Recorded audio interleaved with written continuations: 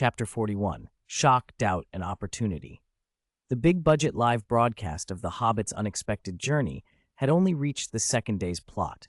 Gandalf had arrived at Bag End with the heroes and the 5 strangers from other worlds to meet the dwarves who had been invited. Thorin Oakenshield, the last dwarf to appear, was coolly proud. The 5 newcomers watched the dwarves' boorish behavior and the hobbit's helpless expressions with instinctive disapproval.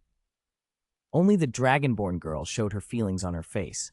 The others, having come from different worlds, kept theirs guarded.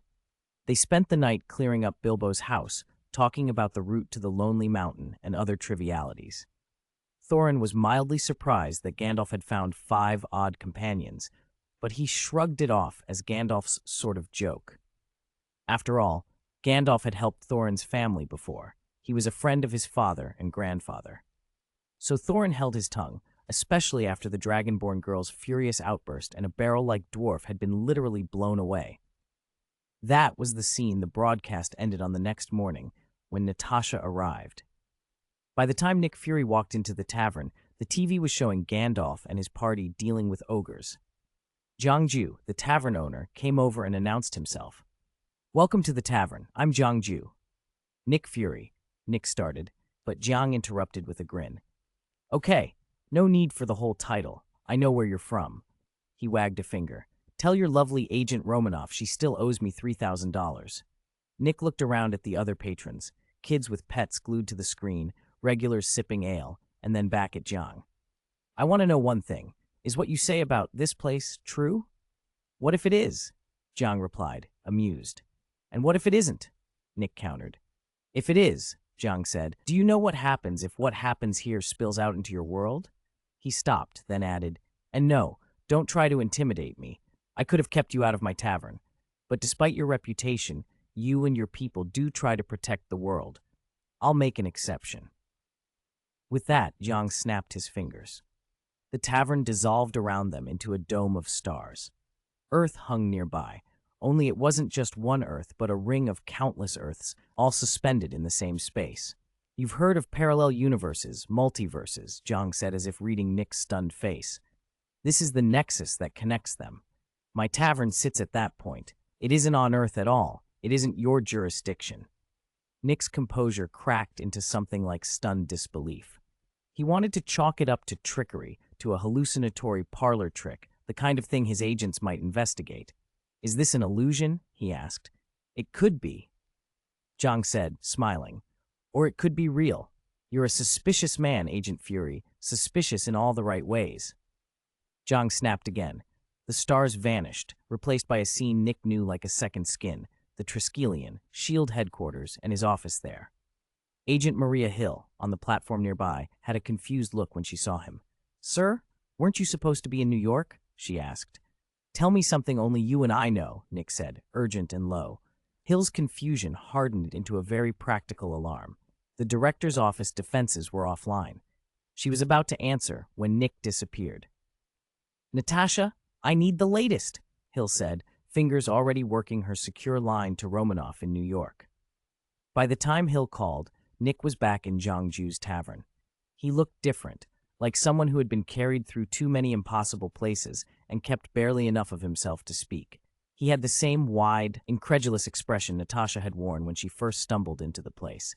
"I've seen things," he said finally, more to himself than to Jiang. "I've seen." He listed images in a rush, figures from different eras, immortals from the East, gods from the West, myths and legends streaming past in seconds. He could picture a dog trapped beneath a mountain and a monstrous ox holding up a world. He'd seen a monkey king and a pantheon of ancient beings. "I've met countless worlds," he finished, shaking his head. Jiang gave a faint smile. "I'm just a tavern keeper who likes making friends. And a businessman," he added. "You've visited a lot of worlds. I'll cover your expenses if you give me a discount." "How much?" Nick asked dryly. $1 million, Jiang said cheerfully. "Cash." $1 million? Nick repeated, incredulous. "That's cheap?" "Look, I'm a bad businessman." Jiang shrugged, as if apologizing. "But you looked like you might wet your pants, so I'm offering you a deal." He patted Nick on the shoulder. "I'll have the money there by the day after tomorrow. And don't worry, this covers Natasha's $3,000 as well." The unexpected casual confidence in Jiang's tone unstrung Nick in a different way. The bizarre trip through the multiverse had left him rattled, but Jiang's matter-of-factness steadied something. Fury, who had seen alien invasions and conspiracy after conspiracy, felt for the first time that the strange night might be an opportunity, not only to satisfy his curiosity, but to give S.H.I.E.L.D. an advantage the world didn't yet know it needed. Chapter 42. The Dragon Slayer in Action. Nick Fury finally left. The shock he was experiencing was even deeper than Natasha's had been. Natasha had been influenced by Jiangju and still clung to the idea of the tavern. Fury had been shown the world's truth outright. Xiaohai drifted over and asked, "You really pushed things too far this time. Aren't you worried you'll break Nick Fury with all this?" Jiangju shrugged. "I told you that this braised egg has an iron will. I wasn't exaggerating, and I'm here, aren't I?" Xiaohai frowned. "Nick Fury knowing about the tavern means Hydra will learn about it next. Do you really want them to know how to get in?" "It's not up to me who I let in," Jiangju said lightly, waving a hand. "Anyway, the live broadcast started. Watch. Aren't you curious how they perform in Middle-earth?" "You changed the subject so smoothly it's annoying." Xiaohei grumbled, hopped back into his car, Jiangju's battered Maoshan, and turned his attention to the screen. On the TV, Gandalf and the dragon-slaying party were under attack by orc troops. Overwhelmed, they took refuge in a cave and followed an underground passage that led to the elven haven of Rivendell.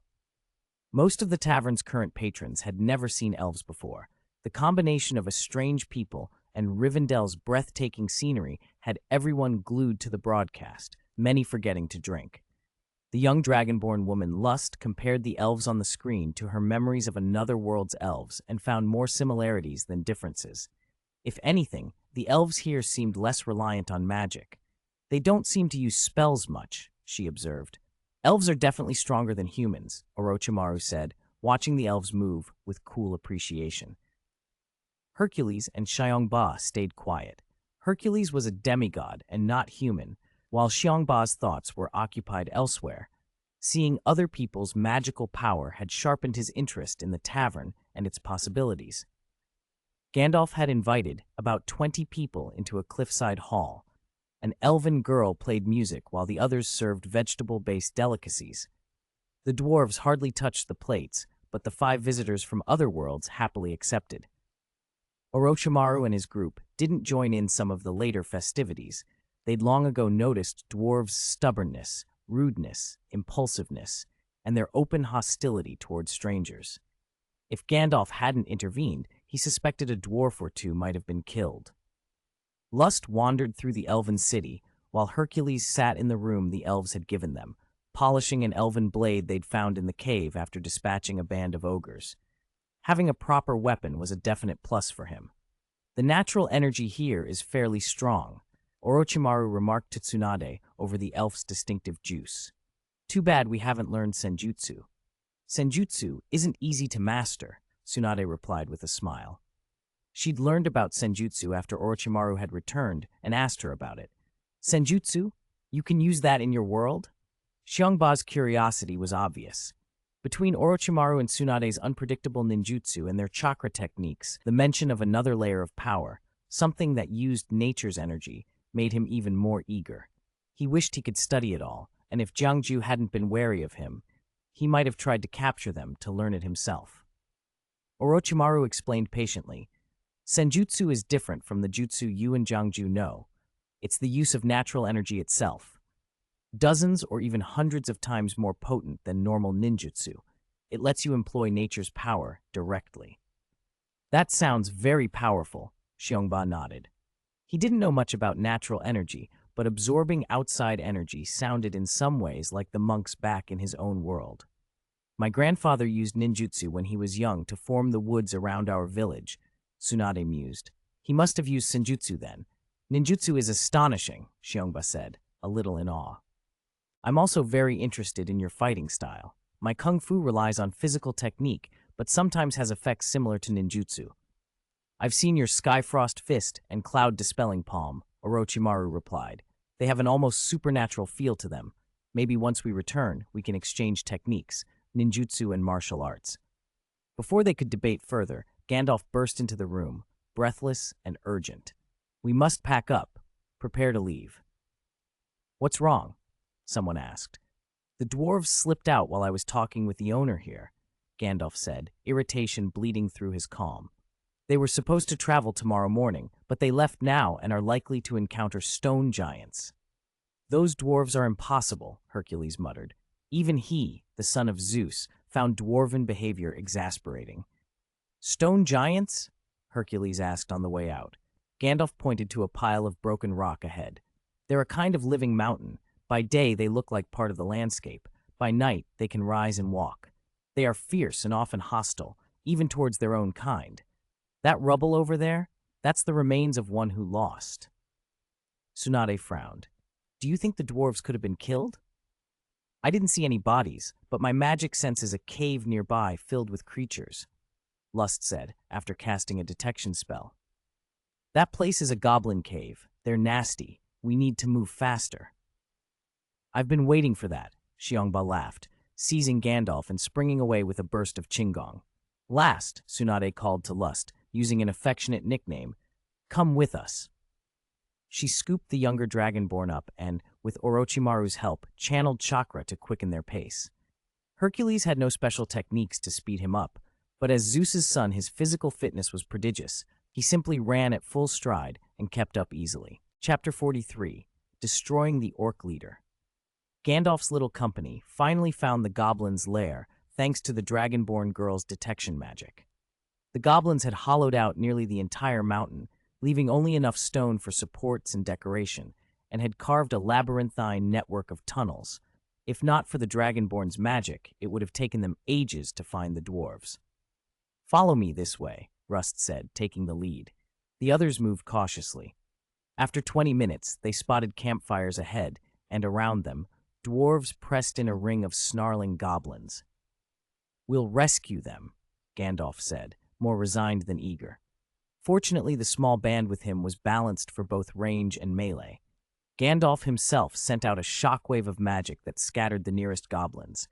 Xiongba opened a path with his Aeolian legs, spinning forward like a small tornado and cleaving through the enemy lines. The dragonborn girl summoned a flame elf, layered her own buffs, grabbed 2 swords, and fought with such ferocity that no one would have guessed she was a mage, if not for the lingering aura and the flame spirit at her shoulder. Hercules was pure brute force. He relied on strength and combat skill, and his elven blades sawed through goblin necks without mercy. Orochimaru and Tsunade hung back as long-range support and rescuers, freeing dwarves from the encirclement. In under 5 minutes, the 6 of them had broken the ring and delivered the dwarves to safety. "You should have waited for me," Gandalf snapped at Thorin Oakenshield as they regrouped. "We didn't have time to wait," Thorin answered stiffly. He was grateful for the help, but the humiliation of losing his home made him prickly about outsiders' aid. "Forget it. Now's not the time to argue," Orochimaru cut in. "There are too many goblins. We need to go." Gandalf agreed. Xiongba and Orochimaru cleared the way at the front. The dragonborn girl and Hercules covered the rear. While the party filtered into a narrower passageway, Orochimaru used earth magic to collapse and seal the main road behind them, blocking any pursuing goblins. They paused to catch their breath, but Gandalf noticed Bilbo Baggins was missing. "Where's Mr. Baggins?" he asked the dwarves. A few muttered guesses came back, that the hobbit had slipped away on his own, but none were certain. Gandalf's patience thinned. The dragonborn girl's detection magic tingled. "There's something over there," she said, moving toward a side tunnel. She heard the faint sound of something running.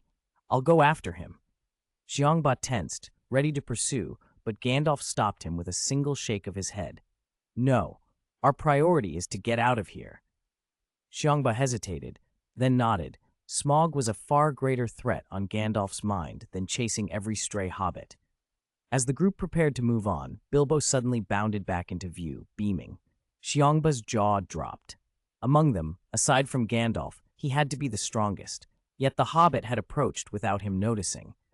Xiongba couldn't help but admire how quiet Bilbo could be. So Gandalf picked him for a reason, he thought, and his attitude toward the little hobbit warmed. "Everyone thought you'd slip away," he told Bilbo, "but they were wrong, me included."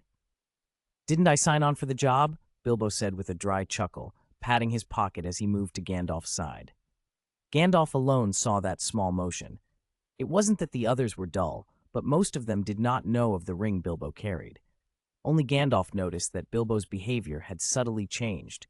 Momo, one of the dwarves who'd been dragging the hobbit, finally realized something was different about the small creature he'd been hauling along. "All right, gentlemen, time to move. Don't forget we're still being followed," Gandalf said, rapping his staff on the ground.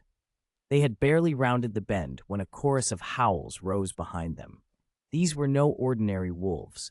They were the mounts of the orcs that had been trailing them. The hunting party was on their heels. "How are they tracking us?" Xiongba asked coldly. "Probably scent," Orochimaru said under his breath. "The dwarves' scent, it's unforgettable." At first, Xiongba had found the dwarves' smell unbearable, but after a long night of fighting and travel, he and the others had grown used to it. Human noses adapt quickly. "We can't keep running," Xiongba said decisively. "We need to take out the leader of those orcs." "I agree," Orochimaru replied. "We haven't really shown what we can do. This looks like a desperate stretch for them. The leader might be reckless. Our chance to strike." Tsunade's eyes flashed. "I was hoping for a bath and wine in the Elven City, but that's gone now. Let me take out my frustration on an orc leader." Xiongba grinned. He wanted to see the ninja's methods in earnest. Orochimaru made a precise hand seal and split himself into 3 identical figures in an instant. 2 of those clones took on the appearances of Xiongba and Tsunade, and they slipped forward to lead the column. "So powerful," Xiongba murmured, impressed. "It's hard to tell which is the real one." "It's called the shadow clone technique," Orochimaru said casually. "It creates physical clones. They aren't invulnerable. If a clone takes a fatal blow, it disintegrates. When a clone is dispelled, its memories are returned to the original."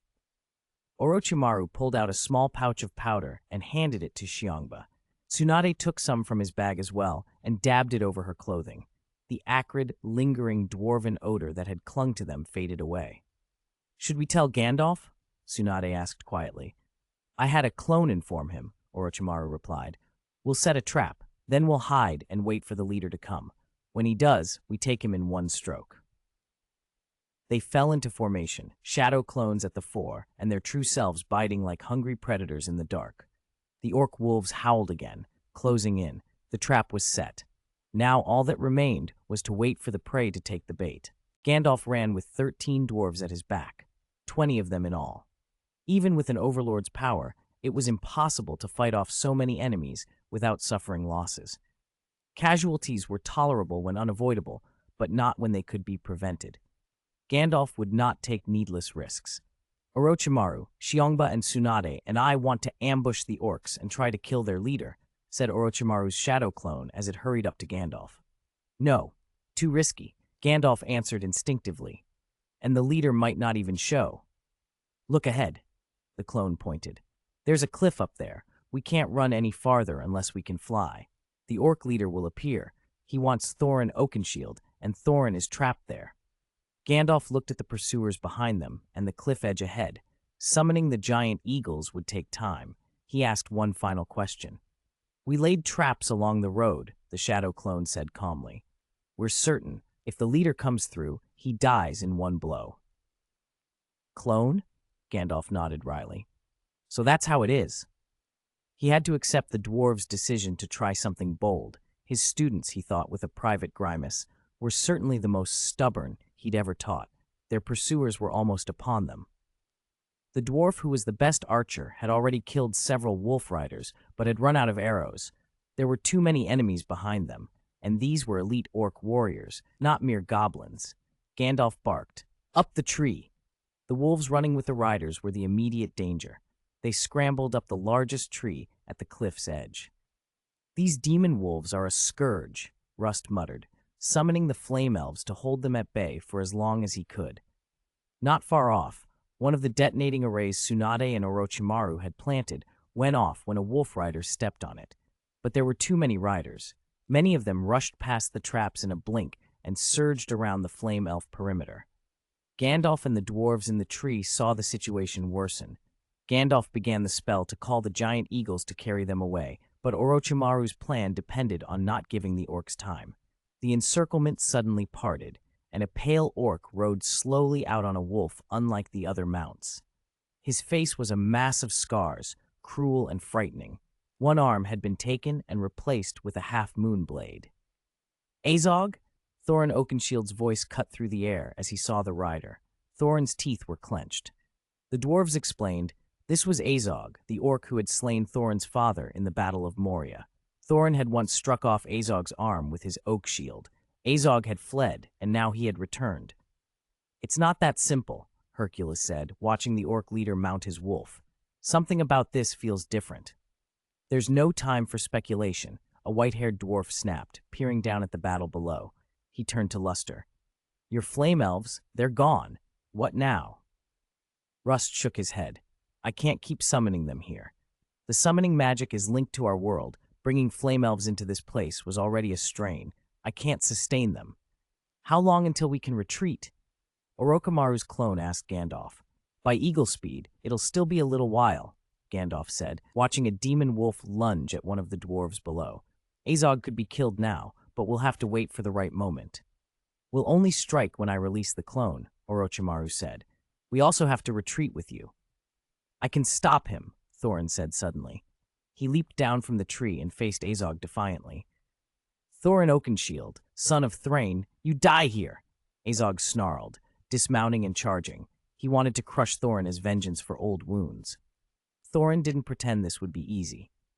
He'd already been through a battle with goblins and now faced Azog, who looked replenished and furious. Azog kicked Thorin aside and stood over him, sword raised to stab through the oak shield. Is that all you've got, Thorin? Azog taunted. He shoved Thorin toward the hobbits, as if daring them to stand against him. Bilbo Baggins rushed forward without thinking to help his friend, but he was no match for the brutal assault and was thrown aside. The eagles are here, act now, Gandalf shouted at Orochimaru.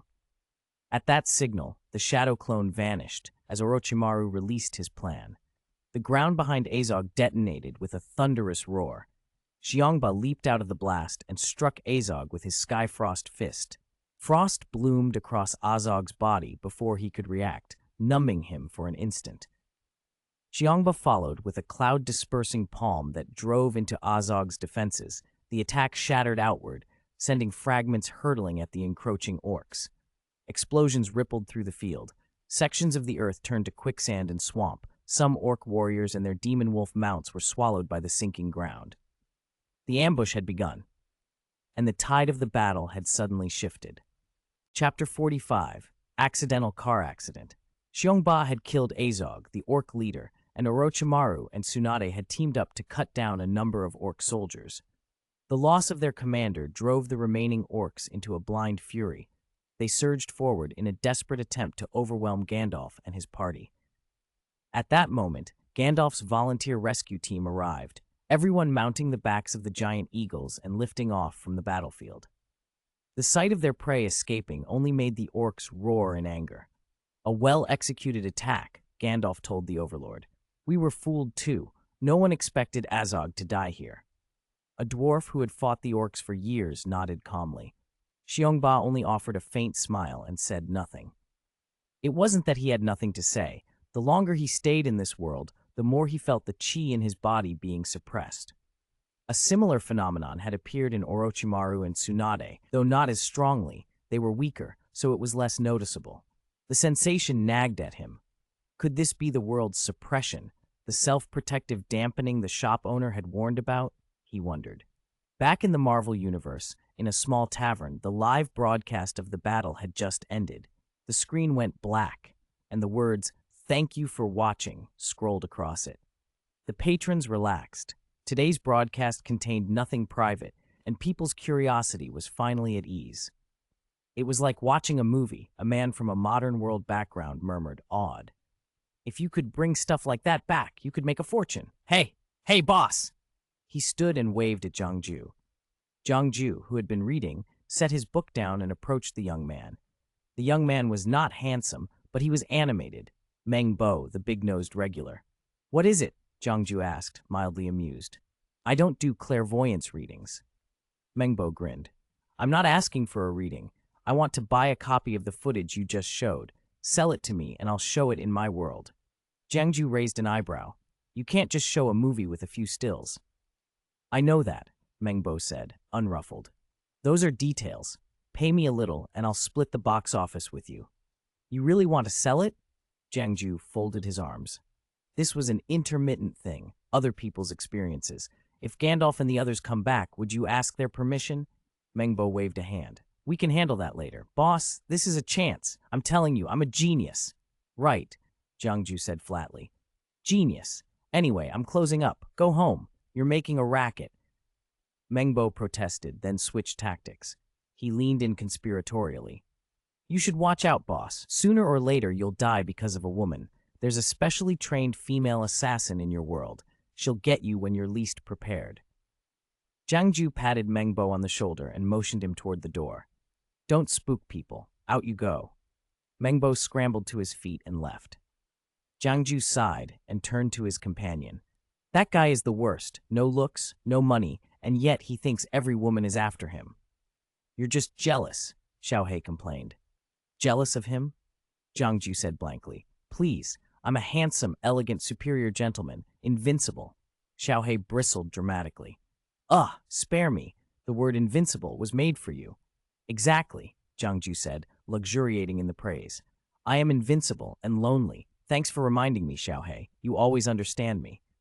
Xiaohei gave up the argument and let Jiangju close the tavern.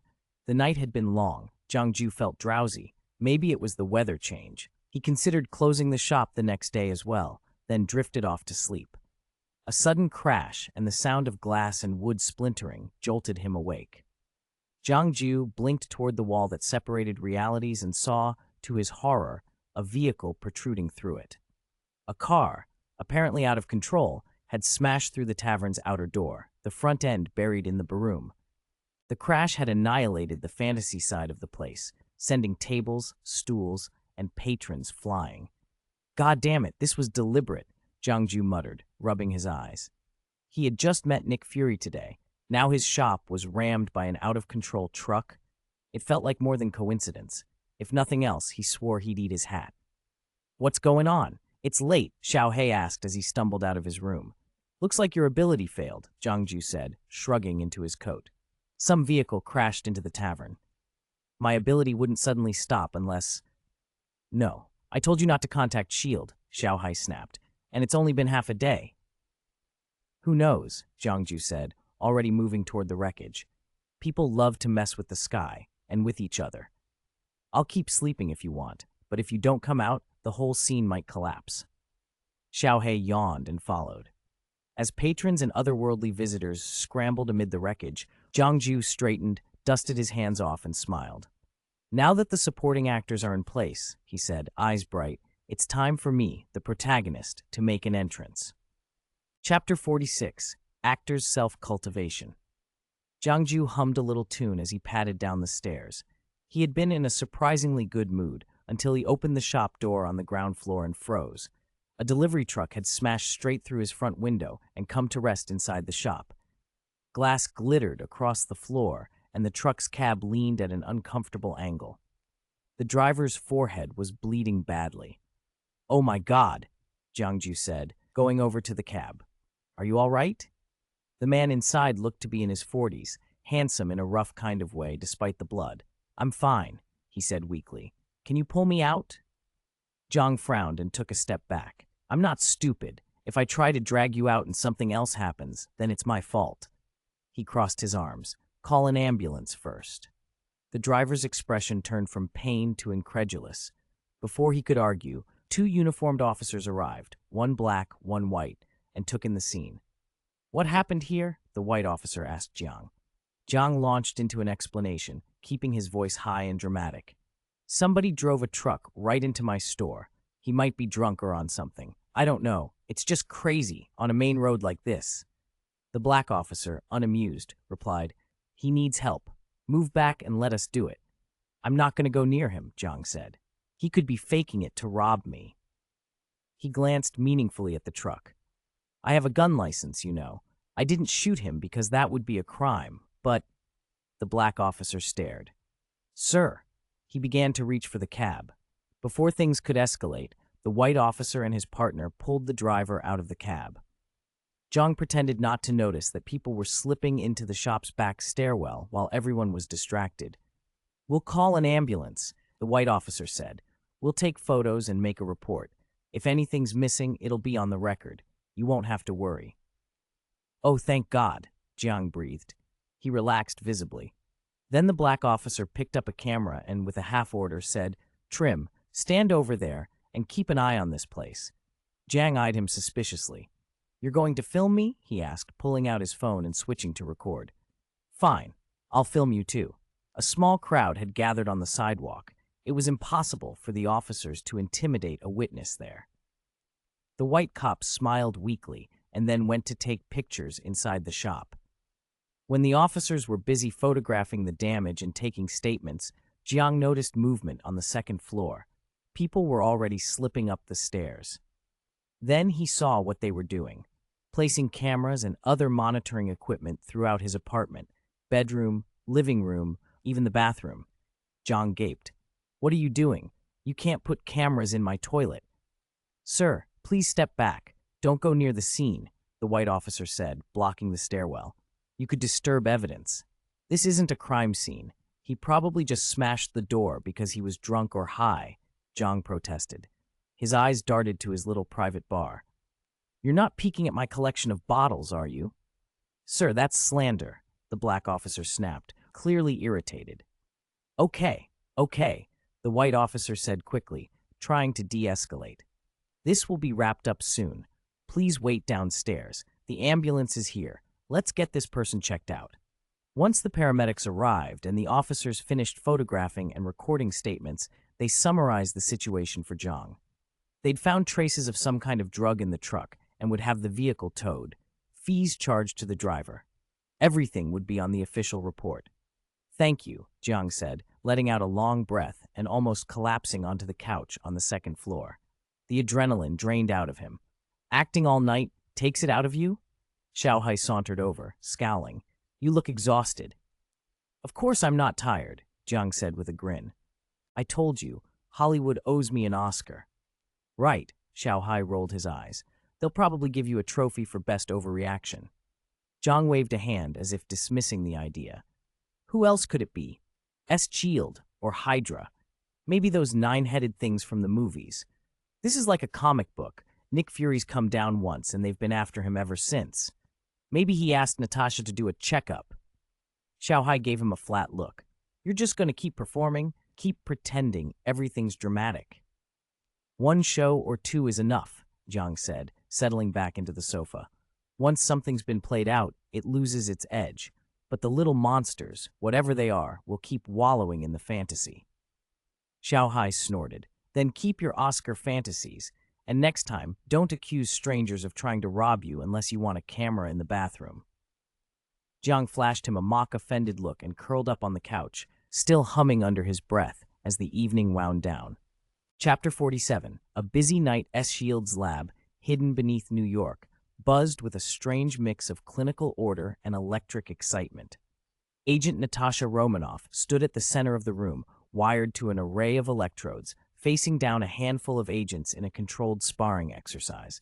Researchers and medical staff watched intently, taking notes as if this were part of an elaborate experiment rather than a routine assessment. "All right, Agent Romanoff, that's enough," the white-haired doctor in a lab coat said, holding a tablet crammed with data. He looked exhilarated, astonishment plain on his face. "This is incredible. How could this happen?" Nick Fury looked over at Natasha, who was still sweating from the session, then back to the doctor. "Give me the conclusion first, doctor," he said. Dr. Eisen's voice trembled with excitement as he summarized. "We've run every test we have on her physiology, on her abilities. In plain terms, her body is getting younger. There are clear, measurable signs of rejuvenation." "No side effects?" Fury asked. "None so far," Dr. Eisen replied quickly. "But we need long-term observation.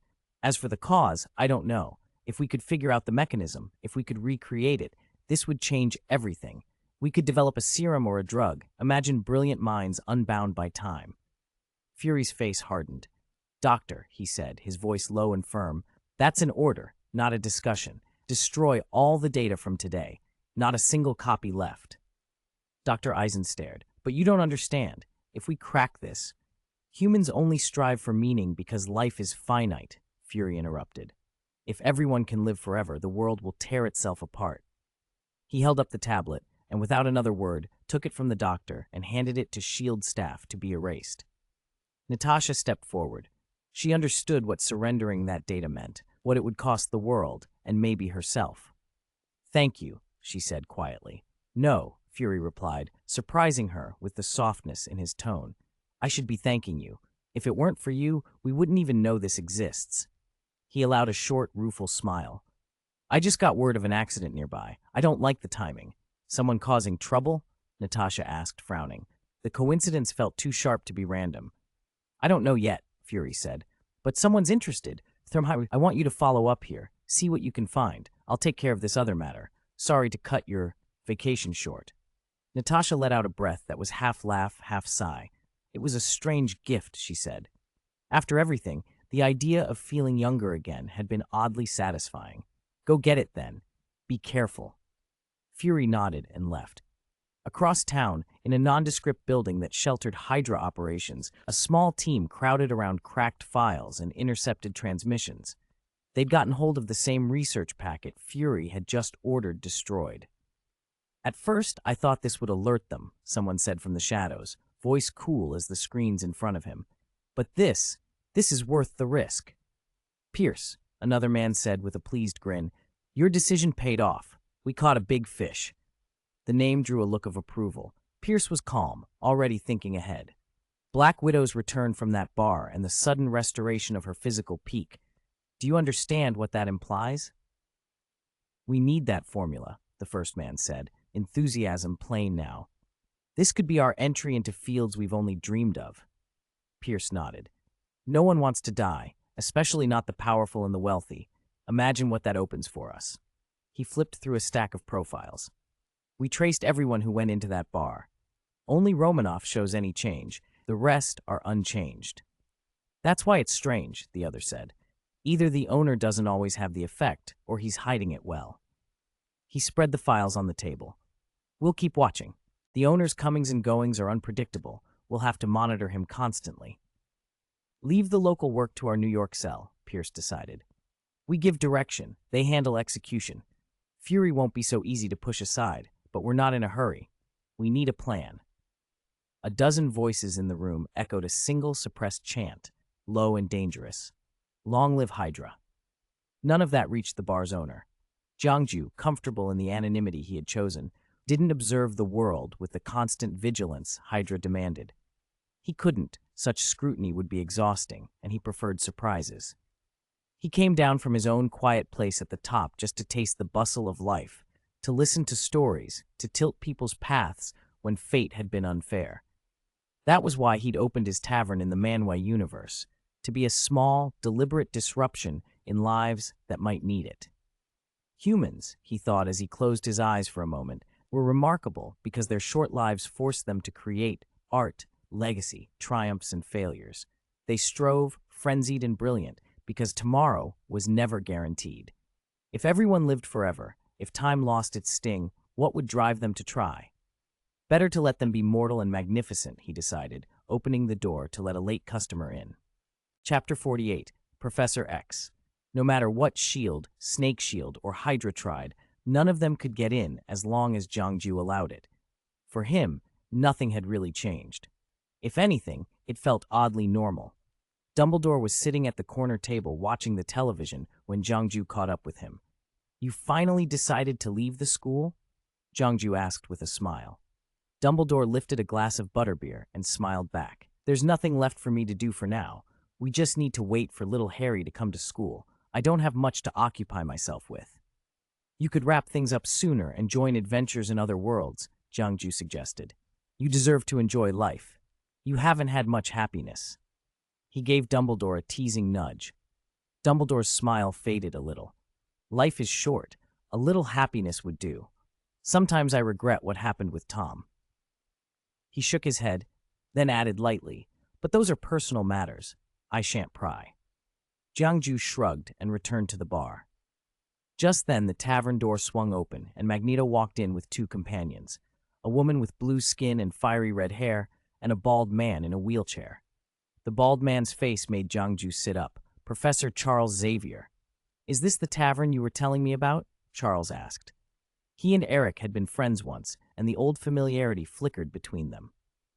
You always think I'm exaggerating, Magneto said, half amused, half exasperated. I don't bother explaining things to you anymore when you won't believe me.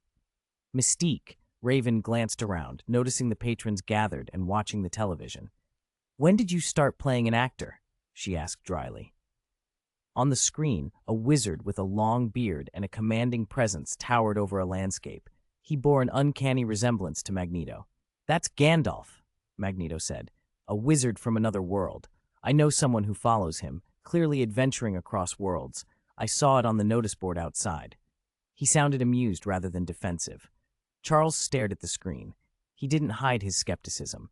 You expect me to believe people from other worlds just wander in? Come now, Eric. Before Magneto could reply, a small round creature padded over and hopped onto the bar counter. Its rust-red fur and ringed tail gave it away. Xiao Hei, the red panda. At first, he'd been curled on the cat tower, watching like everyone else, but then curiosity won. He gave a polite little bow and planted himself where patrons could see him. Cute, Mystique said, raising an eyebrow. This is Mr. Hai, the boss's family member, Magneto explained. He's a red panda. Xiao Hei cleared his throat in a small, superior way, and then, as if to introduce himself in the tavern, chirped a few notes that made some regulars laugh. He couldn't resist a little inner boast. I'm so smart, he thought. Professor Xavier's expression softened slightly as he looked at the animal. I apologize for my outburst earlier, he said to Magneto. Curiosity got the better of me. Xiao Hai puffed up and fixed Charles with an indignant look. Good thing you didn't act. You would have lost your ability if you'd gone poking around the boss's mind. He turned to Magneto. Take care of your friend, Eric. I know you mean well protecting your world, but there are lines you don't cross. Magneto shrugged, a rare hint of helplessness showing in his face. He gets nervous. Old habits. Charles's jaw tightened. This place makes me nervous, he admitted. I've spent my life creating a safe world, and yet there are threats I can't always see coming. It's hard not to be vigilant. It's natural to be cautious, Mystique said. But you've changed, Charles. You used to talk things through with us. And now? Magneto cut in. You're alone, Charles. You claim to speak for both humans and mutants, but you're doing nothing isn't the same as protecting us. Charles studied Magneto for a moment, then spoke softly. And if we demand the destruction of humanity to secure our future, aren't we betraying what we are? Mutants are human too. Magneto's response was sharp. Humans were the first to turn on us. They denied and destroyed what they feared. We defended ourselves. You side with them now? My goal is peace and acceptance, Charles said, voice steady. If we escalate this into open war, it will only tear the world apart. I want them to accept us, not our dominance. You ask for their consent to live freely? Magneto barked. You want to be embraced for being better than them? They're jealous. They're afraid. Everything you do, appeals, petitions, might just be in vain. The argument rose in pitch. Each man dug in deeper. Mystique watched, torn between loyalty and frustration. Xiao Hai, affronted on principle, made a small, indignant noise and began to walk away, tail flicking. Jiangju had been watching the exchange with growing irritation. The tavern had quieted to listen, and the raised voices were starting to disturb the other guests. He stepped forward and held up a hand. Hey, hey, hey, he called. This isn't a debate club. If you can't keep it down, take it outside. Both men paused, their anger cooling under the sudden bluntness. For a heartbeat, the three of them, old friends and old enemies, stood in the dim tavern, the television obliviously showing otherworldly battles, while Dumbledore sipped his butterbeer and the regulars resumed their murmured conversations. They were being hunted with increasing fury. Gandalf and the others had taken refuge in the den of a werebear to buy time, but Gandalf warned they could only stay one night. The orcs weren't particularly fond of dwarves, but they hated orcs even more, and the bearman would not risk sheltering them longer than necessary. True to his word, the bearman helped Gandalf's company reach a secret path that would lead them out of the forest. As they neared the passage, Gandalf stopped and asked to be left alone. "I have something important to confirm," he said. "The road you take from here depends on it." "You aren't leaving us, are you?" Bilbo asked, frowning. "I wouldn't go if it weren't absolutely necessary," Gandalf replied, contrite. "This forest is not what it used to be. Follow the path exactly and do not stray, no matter what happens." "What do you mean?" Bilbo asked, worried. "Just don't leave the road," Gandalf insisted, repeating the warning several times. Then, glancing at the bear man and the others, he added, "Please help Mr. Thorin Oakenshield find that path and wait here for my return." "Don't you need someone to go with you?" the bear man asked, concern in his face. "That won't be necessary. I have a few friends with me," Gandalf said with a faint smile. He nodded and mounted his pony, then rode off. Orochimaru, Xiongba, the werebear, and Tsunade took the lead. Hercules and Rust swept the rear, while 13 dwarves and a hobbit, Bilbo, filled the middle of the column. Together they entered the forest. A strange miasma lay in the trees, heavy and unsettling. "There's something odd in the air," Rust muttered. "If only I could find the right herbs, I might brew something to break this haze." "You're still a pharmacist?" Hercules asked, curious. Rust thought of everything she'd learned since arriving in this world and smiled. "I suppose you could call me a one-stop dragonborn. When this mission's over, if the dwarves finish the gear, I'll enchant each of you. My enchantments aren't weak." "Sounds impressive, though the way you say it makes me laugh," Hercules said with a lopsided grin. "It reminds me of a tavern line. There's a fellow who says that exact thing right before." "Before what?" Rust asked. "Before he croaks," Hercules said dryly. "It's a running gag." Rust bristled. "I haven't put Alduin down yet. I'm not dying on a joke." Hercules laughed, but then his thoughts drifted to a different, maddening tavern acquaintance, and he shivered at the memory. He shut it out and pressed on. They walked for 10 minutes, then 20, and found themselves somehow retracing their steps. The forest seemed to war against their sense of direction, paths twisting back on themselves as if an unseen hand rearranged the woods behind them. "There's no road ahead," Xiongba growled, holding up a massive paw. He frowned. A strange energy crawled through the trees, dulling perception. It ate at his judgment, but his own inner strength let him sense the interference. The others seemed to be losing their bearings. Xiongba halted them, worried they would become hopelessly lost. "Why stop? We must hurry. Time's running out," Thorin Oakenshield snapped. "If we leave the path, we'll be lost at once," Luster, one of the dwarves, said as he stepped forward. "It looks like someone has charmed the road. Its power weakens the miasma, but just ahead it's been cut off." Rust peered into the trees. "This haze, it's like a neurotoxin. Perhaps I can blow it away." Everyone turned to Orochimaru and begged him to try. He closed his eyes for a heartbeat, formed quick hand seals, and unleashed a concentrated gust. The hurricane-force wind peeled leaves and dust away, briefly clearing the air and giving them a sliver of clean sight. The clearing was short-lived. From the canopy above, something stirred. One by one, creatures dropped down.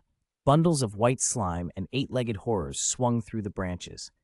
The company realized the attack came from above. The spiders had used the dense woods to launch an airborne ambush. "On your guard!" Xiongba barked as Orochimaru's gust died. Dwarves drew their axes and hammers with a practiced clatter, no longer surprised but resigned to fighting. For a few tense minutes, nothing landed. Then a bald dwarf, irritated at the delay, shouted into the trees. "You won't leave because of the miasma? Stop scaring us. Show the enemy if you dare." He didn't finish. White slime struck him mid-sentence. A huge spider's web cocooned him and lifted him screaming into the branches. Only then did the rest realize the attacker's true method. Hercules ripped a giant spider open with a single swing of his sword. "I hate spiders," he grunted. "Why do I always meet giant ones in these worlds?"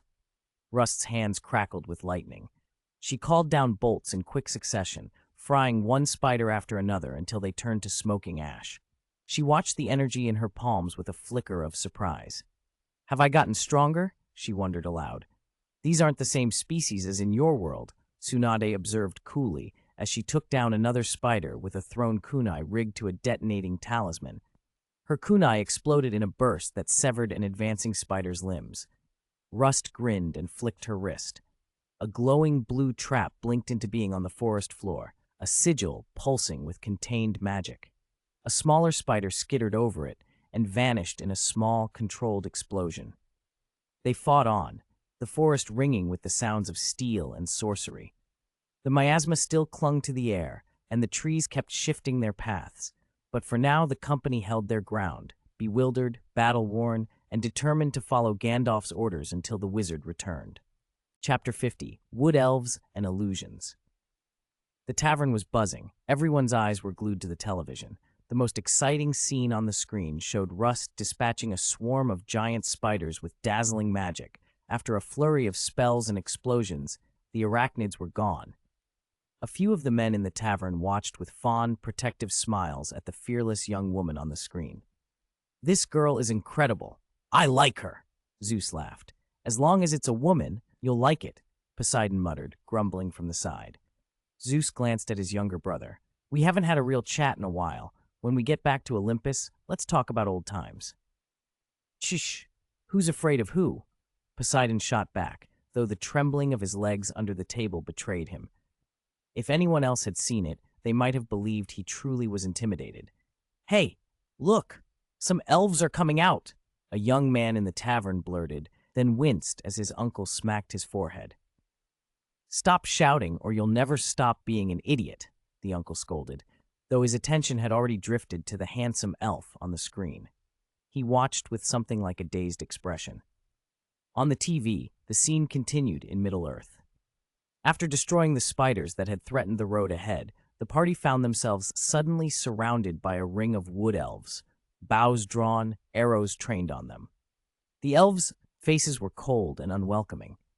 "Do you think I won't kill you?" A lithe, golden-haired elf leapt forward, landing in front of Thorin Oakenshield with inhuman grace. "We were only passing through," Xiongba said calmly. Legolas the prince turned his eyes on the five travelers. Compared with the rugged dwarves, the elves were plainly superior in appearance and bearing. "Who are you?" he demanded, suspicion in his voice. "Mercenaries, more or less, travelers doing what they can to protect themselves," Orochimaru answered with a smooth smile. "We have no ill intent. We only made use of what we found." Legolas's gaze fixed on the weapons in their hands. "Those blades, they look like ancient elven weapons. Where did you get them?" he asked. "We found them in an ogre's cave," Orochimaru replied evenly. "We mean no harm. Besides, do you really think such a small band could stand against you?" Before Legolas could reply, something strange happened. He suddenly felt rooted to the spot. Thick tree roots erupted from the ground, coiling around his limbs and chest, squeezing the breath from him. He tried to call out, but his voice seemed to vanish. The elves around him stood frozen, their faces going slack as if life had leached out of them. One by one, they withered away until nothing remained but corpses. Panic flared in Legolas's chest. Then, as abruptly as it had come, the vision dissolved. The roots loosened, the forest snapped back into place. Standing before him, calm and composed, was a tall, dark man in strange clothing, a predatory smile on his face like a serpent ready to strike. "Let them go," Legolas ordered, swallowing the last of his shock. He had no desire to risk provoking whoever that man was while the danger was unknown. Anything involving Thorin Oakenshield could be settled later. He forced himself to speak smoothly to his captain, not wanting their people to face a needless threat. "Legolas?" Teriel, the captain of the Wood Elf Guard, frowned at the prince's command. Their king hated dwarves. If he knew they had let them go, he would be furious. "What are you doing?" "These mercenaries are not ordinary," Legolas said in Elvish. "We cannot afford to make enemies of them now. Their destination is the Lonely Mountain. They will not go far." Teriel balked, but held back. Legolas refused to elaborate. The elves, obedient, lowered their bows and watched as the group continued down the path. Legolas kept his eyes on Orochimaru's retreating figure, but did not draw his bow. For all his pride, he kept his word. In the travelers' camp, Tsunade gave a soft laugh. "Orochimaru's illusions are very good," she said, confirming what had happened. Everything Legolas had seen, roots, withered elves, the choking terror, had been an illusion. Orochimaru wasn't an Uchiha and didn't wield their genjutsu, but he had practiced illusory techniques. With Jiangju's help and a recent surge in soul energy, his illusions had become far more convincing and easier to disguise. Orochimaru only smiled and said nothing. The dwarves, bewildered by the earlier confrontation, listened while Tsunade explained, carefully and with a hint of amusement, how such illusions worked in the Naruto world. Xiongba absorbed the explanation and nodded. Every world had its own strange arts, and this one's was deceptively powerful. For the dwarves it had been unnerving. One moment they had been threatened by 100-pointed arrows, the next they were ordered to leave without so much as a jeer. Thorin and his company fell into a sullen quiet, but the path the elves had taken was visible, and they followed it out of the forest. By dusk they came to a wide, slow river. On the opposite bank, rising like a storm-scarred sentinel, was the lonely mountain. The dwarves watched it in grim silence. They could see no immediate sign that their coming had disturbed its solitude, yet they knew what lay inside: smog. "We'll have to cross the river," Xiongba said, eyes fixed on the mountain. Curiosity stirred. The fierce eastern dragons of his world and Smog, the great western worm, were different in story but similar in menace. He longed to compare. "If we have the time, I'd rather rest here a while before attempting anything," Heracles said, turning to Thorin. "We're going to face a dragon." Thorin felt the same weariness. Information they'd gathered in Rivendell had warned them that they had only one real chance. Delay could mean facing Smog at full strength. "Balin, how much time do we have?" he asked, seeking the old dwarf's counsel. Balin stroked his beard and did the arithmetic in his head. "About a day, if everything goes as planned, assuming we can find a way across the river tomorrow." "Then we rest tonight," Thorin decided quietly. "Our people take the first half of the night on watch. The rest of us take the second. We'll keep moving at first light." Everyone agreed. They knew the danger that waited behind the lonely mountain, so they made their preparations, careful, subdued, and ready for what would come with the dawn. Chapter 51, Tony is Coming. There was a luxurious villa on the coast in a quiet Malibu neighborhood.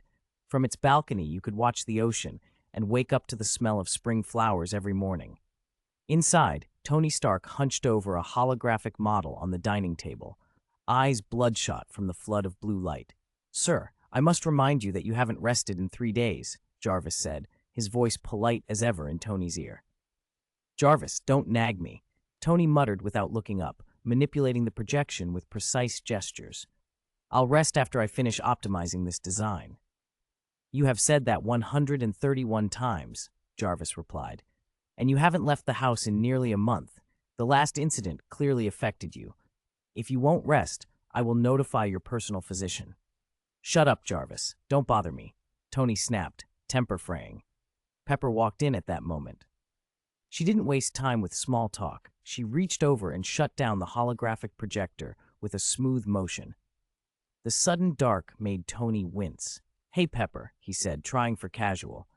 But when he saw the hard line of her mouth, he knew he'd lost the battle. "Don't do that next time. If I'm in the middle of a critical operation, you could ruin everything." "Jarvis told me your latest schematic won't work," she said flatly. "I'm not stupid, Tony. I know the difference between something feasible and something that's not." Tony sighed and rose from his chair. Pepper was right. His experiments had hit a dry spell. Since the attempt on his life and the attack that followed, Tony had been different, jumpy, driven, convinced the world was out to get him. He'd had his skull scanned and his mind checked. On paper, he was fine. But the way he felt, vulnerable, had sent him back to the bench. He'd been obsessed with protection. The Flash, briefly, bewilderingly, had given him an idea, and he'd channeled that into a new suit, the Mark I. It functioned, but Jarvis's power consumption projections were brutal. With current battery tech, the suit burned like a furnace. Tony had then turned his thoughts to the old arc reactor project his father had worked on, a massive, high-output power source shelved because it couldn't be safely miniaturized. If he could make that reactor small enough, it might power the suit. That solution, at least, had a pulse of possibility, and Tony had clung to it. Pepper watched him, worry softening her voice. "Tony, what are you thinking about?" He forced a smile. "I'm sorry, I just feel a little urgent. You have to understand." She waited a beat, then asked the question she'd been holding back. You never told me what happened that night. Tony went quiet. Pepper could see the memory in his face, something he was reluctant to summon. I'm not even sure what I saw was real, he admitted finally.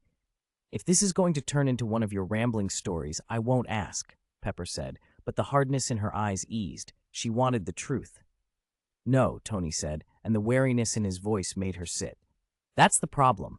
I wasn't afraid of the attack itself. I've been through attacks before, but there was something strange. The Flash was there that night, too. Pepper's brow rose. The Flash was there? He was, Tony said. He grabbed an order. Something happened, and then he disappeared. I got curious. I put a tracker on him.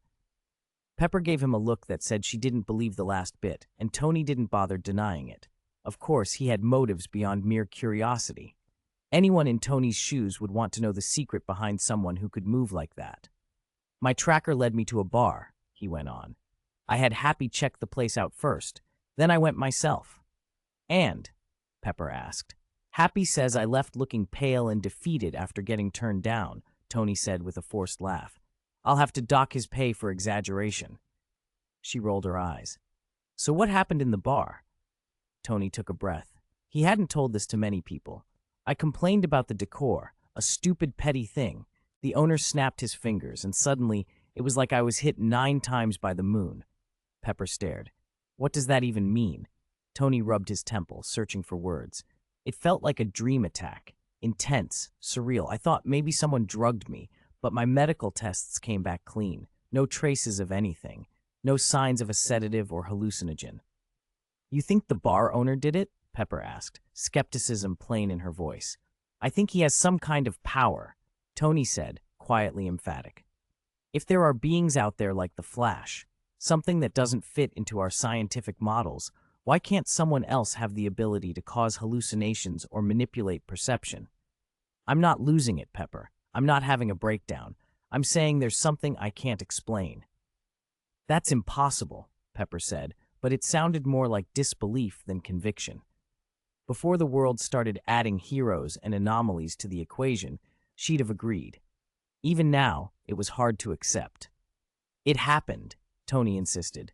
And until I figure out what happened at that bar, I can't focus on making the arc reactor small enough to power the suit. I need to close this loop. He finished his sentence by setting down his cutlery and heading for the shower to clear his head. Arrange a flight to New York for me tomorrow, he told Pepper. I'm going back to that bar. This time I'll keep my mouth shut. He grinned, but it didn't quite reach his eyes.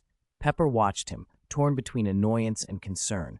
You're impossible, she said softly, and helped him with the details anyway. Chapter 52. The First Emperor. Changing business at the tavern was steady today. Jiangju didn't depend on the income, who did, but money was still welcome. Regulars had gotten used to coming in to drink and watch the television quietly. The tavern's broadcasts had become, in a way, a live reality show. Yesterday's stream had ended with Thorin Oakenshield and his team preparing to rest. Today's had not yet begun. The first arrivals were Zeus and Poseidon, as if they considered the tavern their second workplace. In the modern world, gods couldn't really loiter like this. After all, godly duties still required action, but the younger gods were grown up now and could handle themselves. Morning, boss. Anything special for breakfast? Zeus grinned and sat at the table in front of the TV. Do I look like a breakfast joint? Jiangju yawned, feigning annoyance. When Zeus produced a wad of US dollars, his tone softened immediately. Would you like to try immortal fried dough sticks and soy milk? Fairy food? Zeus cocked an eyebrow. Fried dough sticks and soy milk? It's from the Eastern god realm, Jiangju explained, smiling. A divine take on human food. Very popular, though a little pricey. How pricey? Zeus asked, waving his money like he didn't care. This isn't something you buy with ordinary cash, Jiangju said, putting on an air. One fried dough stick is $10,000. A bowl of soy milk is $30,000. Then bring 10 fried dough sticks and 4 bowls of soy milk, Zeus declared cheerfully, producing the exact sum without a second thought. Gods never had trouble with arithmetic. Jiangju took the money without looking and with a casual stretch of his hand, produced a large plate piled with golden, steaming youtiao and cups of creamy, fragrant soy milk. Poseidon inhaled appreciatively. When we get back, We should send our cook to the east to learn this. In Olympus, we don't really have a god of cookery, Poseidon said lightly. Our eldest sister oversees the hearth, but that's more of a patron role than an actual chef. Then pluck someone from Earth, Zeus suggested as he broke off a piece and tasted it. He sipped the soy milk and his face lit up. This is incredible. Jiangju shrugged and left the two of them to their naive enthusiasm. A young man in black had just walked in and sat down by himself. He was young and handsome. Narrow eyes, straight nose, thin lips, but there was a calm majesty about him, the air of someone used to authority. "Welcome to Yujian Tavern," Jiangju said with a small smile. He'd been curious whether this man would come after he'd spotted two older men and a child the day before. The tavern's doorway could be subtle and selective. He controlled who entered, but rarely intervened. Leaving things to chance made life more interesting. "This isn't a fairyland," the man in black remarked, glancing around. "At first I was disappointed, but now I see your tavern surpasses the fairyland." "Of course," Jiangju laughed. "How could those old stubborn places beat my little spot? What's your name?"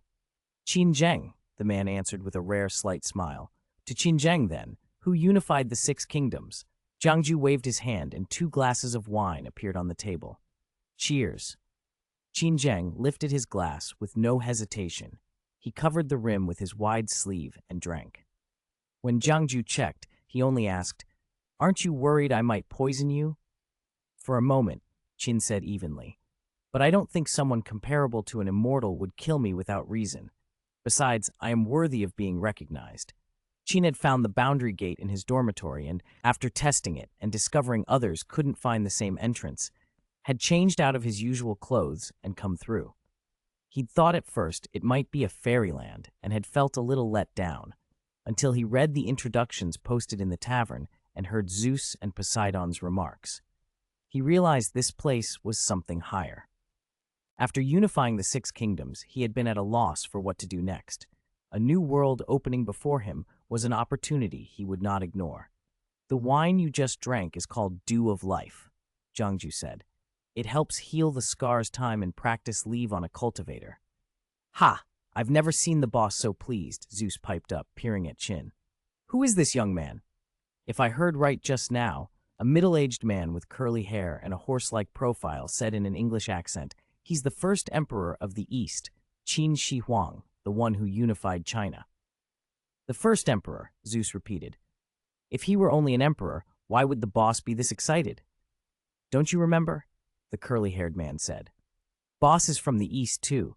He must have come from the era after Qin Shi Huang unified China. The Chinese have complicated feelings about that emperor."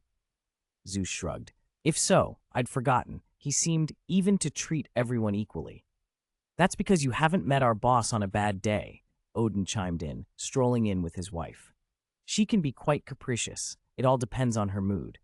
"What a willful boss," Zeus muttered, then brightened. "From now on, double the price of your food and drink." Jiangju announced, grinning back at Qin, then turned to Zeus. "I'm so capricious. What are you going to do about it?" Zeus howled in mock outrage as the tavern filled with a growing crowd, gods, heroes, and figures from other worlds, each one adding a new layer of chaos to Jiangju's already unpredictable little domain. Chapter 53, Gainye and Qin Zheng. Qin Shi Huang turning up at the tavern had taken Jiangju by surprise, but not for long. A die-hard fan, Jiangju went straight over to chat. The young man sitting there looked barely 30, but he wasn't. Qin Zheng was actually over 40. Martial training and, more recently, a sip of something called the Dew of Life had restored a younger vigor to him. "This glass of wine feels like a miracle," Qin Zheng murmured, marveling at how much younger he felt. Jiangju smiled. "It's just a diluted sample. Your body isn't ready for the full thing. Otherwise, I could let you try the real Dew of Life." Qin Zheng listened carefully to the people around him and spoke only after Jiangju prompted him. Cautious, deliberate. An emperor could not afford otherwise. A lack of caution could have cost him his throne long ago.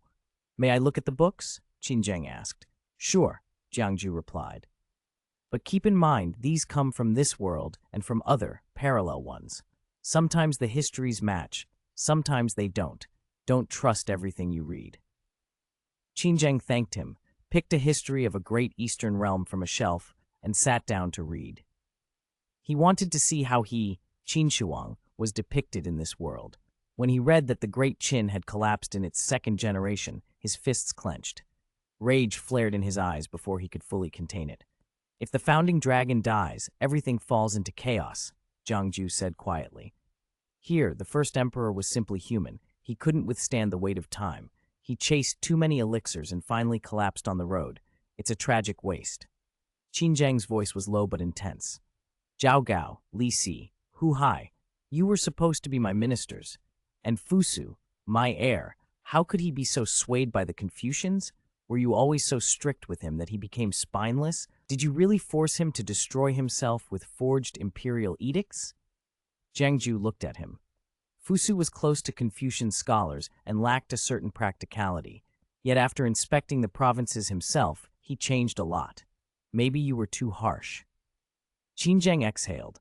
Some of the events he was reading about hadn't happened in his world yet, but knowing them now might make a difference. Jiang Ju smiled a little. Now that you know, that knowledge could help. Is there truly no way to live forever? Qin Zhang asked suddenly. There are ways, but as an emperor, you probably won't get the chance, Jiang Ju said lightly.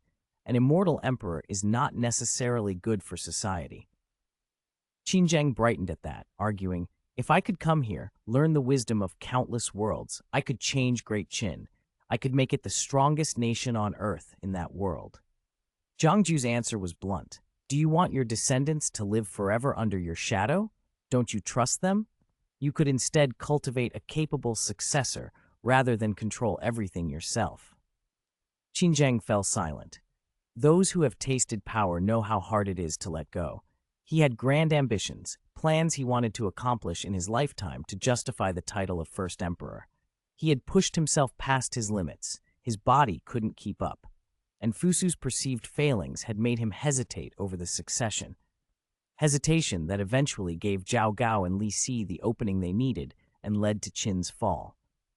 The knowledge of how things might turn out now gnawed at him. A commotion at the entrance broke the tension.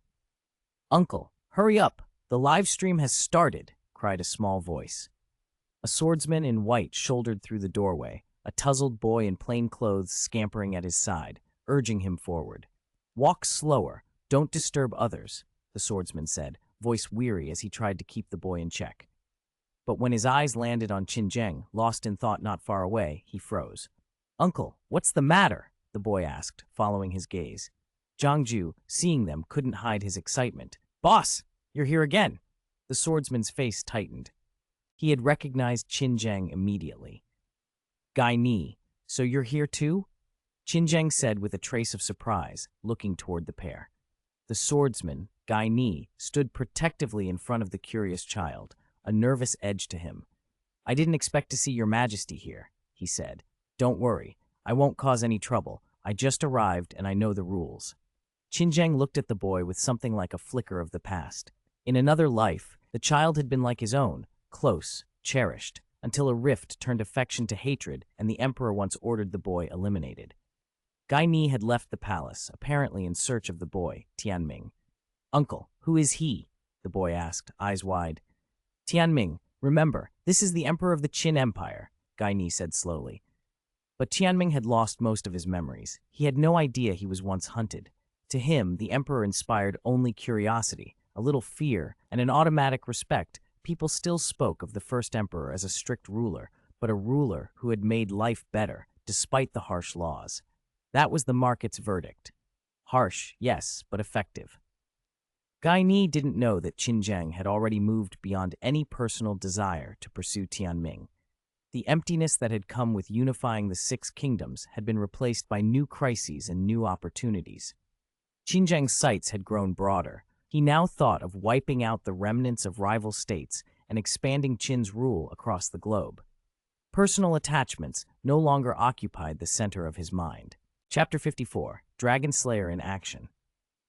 Gai Ni felt unsteady. He had no idea what Qin Shuang was thinking, and watching Jiang Ju treat the first emperor as if she had already blessed him made the man even more uneasy. It was as if Qin Zhang's actions had the approval of fate itself. How was anyone supposed to resist that? He smiled bitterly inside. Before he could figure out a plan, Jiangju laughed and scooped Jing Tianming up. "You two talk. Tianming and I are going to go play for a bit," she said lightly as she led the boy away. "Uncle Boss, was that really the first emperor?"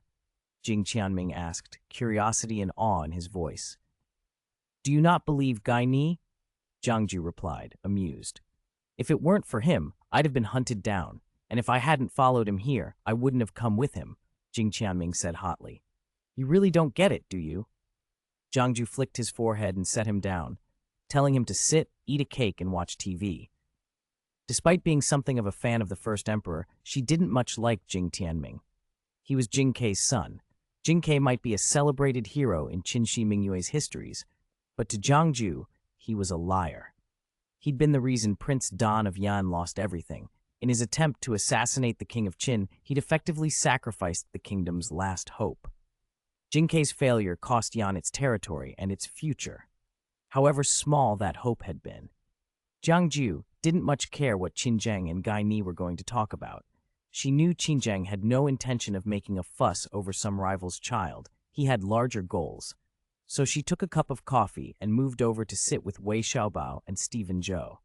The two of them were already whispering, exchanging odd, excited comments as if they had seen a ghost. "Boss, was that really the first emperor just now?" Wei Xiaobao asked in a low voice. Even the mischievous Wei felt a bit reverent. Qin Shi Huang's aura and composure made him bite his tongue. "Yes," Jiangju said after a moment's thought, "but it was a strange martial world. People there practiced combat arts. It seemed to be a realm that had developed martial traditions. History says Qin Shi Huang was ruthless and cruel. He didn't look like that at all," Stephen Zhou said, curious. "Who wrote the histories about Qin?" Jiangju asked. "The Han. If Qin Shi Huang wasn't a tyrant, then Liu Bang's rebellion would have been treason outright. The Han legitimized themselves by portraying Qin as cruel. The harshness of Qin's laws was emphasized to make the rebellion seem necessary. It's politics. Victors write history. But Qin's system did abolish many feudal privileges. Ordinary people had clearer rules. Many petty nobles and local tyrants from the Six Kingdoms lost their privileges. After Qin's fall, things changed again." "I see now," Wei Xiaobao murmured, nodding. "Of course, you're taking a broad view. It's hard to be objective with historical figures, and emotions always color our perspective." "Exactly," Jiangju said, a little earnestly. "Even I'm not immune, but Qin Zheng isn't simply a tyrant in all the stories. There's more to it." Their conversation was cut short by a sudden change on the television. Everyone turned to watch as the scene they'd been following resumed. Bilbo and the dwarves had entered the secret passage beneath the lonely mountain and reached the inner halls. "Let's go in," Thorin Oakenshield said, looking up at the moon. "Gandalf's not going to make it." "I can feel the dragon," another dwarf said. "My powers are suppressed here, but I can still sense it. We can handle Smaug." "Then we go," Thorin nodded, and the company advanced into the hidden corridors. The camera followed them into a vast hollowed-out space, a colossal hall, galleries, and tunnels of carved stone and wood. If the dwarves weren't leading the way, no outsider would have found their way into the mountain's true interior. Balin pointed down to a lower passage. "Under there is the treasure hoard, Smaug's lair," he said. "We can't fight him down there. If we try, we won't only lose the treasure, we'll lose ourselves." "So you want me to go in?" Bilbo's voice was steady. He was no longer the frightened hobbit who had left the Shire. He had grown brave in this journey, and possessed now the courage to attempt what the others could not. "Yes," Thorin said simply. "Inside you will find the Arkenstone, the greatest and brightest gem. Take it if you can." Balin came close and lowered his voice. "Don't make any noise. Smaug is obsessively possessive about that gem. Your job is to lure him away from the hoard." "And this will help," the dwarf who had handed Bilbo a small scroll said. He opened it to prove it was real. "Unroll this when you need to pass through the dragon's fire. It lets you come and go through the flames for 1 minute. Just untie the cord and open the scroll. It's simple. Remember, it lasts only 60 seconds. Bilbo didn't hesitate. He tucked the scroll away and smiled. Grateful. Then, with the lightest patting of his feet, he slipped into the tunnel. Half an hour passed with no sign of him. There was no noise from the tunnel, no roar of a roused dragon, only a quiet that tightened the chest. A dwarf muttered and slapped his companion's shoulder. "Isn't the dragon moving?" "Smaug is sleeping," Balin snapped. "With so much gold, he'll never go far. He will wake if we make a move. He'll fight. Be patient." "Let me go and have a look," Lassiter grumbled. He couldn't bear to wait. The dragon's aura was heavy and unmistakable. Smaug slept, but the tension in the air said he was not weakened, only content and dangerous. One of the watchers hushed everyone. "Hold on," he said, closing his eyes as if listening. "There's a conversation. Voices." As the most powerful among those present, he needed only a little of his inner power to extend his senses. The voices were faint, carried like echoes through stone and gold. He concentrated, trying to make out the words, but distance and the strange layering of the mountain's halls blurred them to incomprehension. It was as if the dragon's thoughts and the shuffling of ancient treasure had merged into a whisper, audible, but impossible to parse. Every ear strained. Bilbo had been gone an uncomfortably long time. The watchful silence pressed in on the company like a held breath, and even the bravest among them felt the weight of the mountain's sleeping threat. Chapter 55, Dragon Slaying. Bilbo Baggins stood in the treasure hoard of the Dwarf Kingdom beneath the lonely mountain, face to face with a fearsome dragon whose breath alone could flatten a man. Smaug lay coiled among piles of gold and jewels, lonely and talkative, likely from having spent too long here with no one to speak to. Bilbo, taking advantage of his opponent's vanity, decided to play along. "They call me the Barrel Rider," he lied smoothly, keeping his voice light. "I came to pay my respects to Lord Smaug." "A barrel rider?" Smaug grumbled. "Ridiculous, but I smell a familiar scent. Dwarves." The dragon's voice was low and reeking. Bilbo took a few careful steps backward, keeping his composure. "I met some wandering dwarves on my way. Rude, self-serving little folk. I can't stand them." "You lie," Smaug said calmly. "I know dwarven scent. I've eaten many dwarves who used to own this place. They were mine in the end." Bilbo's eyes flicked around the cavern and landed on a pale, distinctive gem gleaming at Smaug's feet. It was conspicuous among the coin, no doubt the Arkenstone, the chief heirloom of the Durin line. He swallowed. "Because they didn't deserve the gold. This treasure is mine, my hoard," Smaug declared, shifting his massive bulk. Bilbo melted away into the shadows, unseen but still smelled by the dragon. "All the gems in the world belong to the great Lord Smaug," Bilbo murmured, then darted behind a stone pillar. Once he'd checked his surroundings, he sprang forward to seize the Arkenstone. Smaug slid away with a shudder. The gem moved just out of reach. Bilbo edged closer, talking to distract the dragon, and at last he got his hands on the stone. The dragon realized what was happening and bellowed. "You despicable thief! You come to steal my treasure, my gems!" Smaug roared. Heat built in his throat. Orange light swelled, a sure sign he would breathe fire. Bilbo slipped on his ring and vanished. The dragon, furious at being unable to pinpoint the intruder, sprayed flame around the hoard. Bilbo had already clambered up a set of massive stone steps along the wall. From there, he saw Smaug preparing another blast. Remembering what Thorin and Balin had told him, Bilbo removed the ring and shouted, forcing the dragon's attention. "Hey, ugly monster! Looking for me?" he called. Smaug charged. Bilbo had measured his distance. He sprinted toward the exit. He reached the last step only to find there was still some distance to clear, and the dragon was almost upon him. If Smaug let loose his fire now, Bilbo would be roasted. Fortunately, he had a final trump. He ripped open a scroll Rust had given him, and as he unrolled it, a strange protective force enveloped him. Smaug had just come onto the platform, jaw flaring with flame, when the little figure dodged beneath his nose and slipped through a narrow passage. Angry and panicked, Smaug smashed the stone pillars on either side of the platform. To him, they were mere rubble, but to Bilbo, they opened a dwarven mining tunnel, long disused and empty except for steps.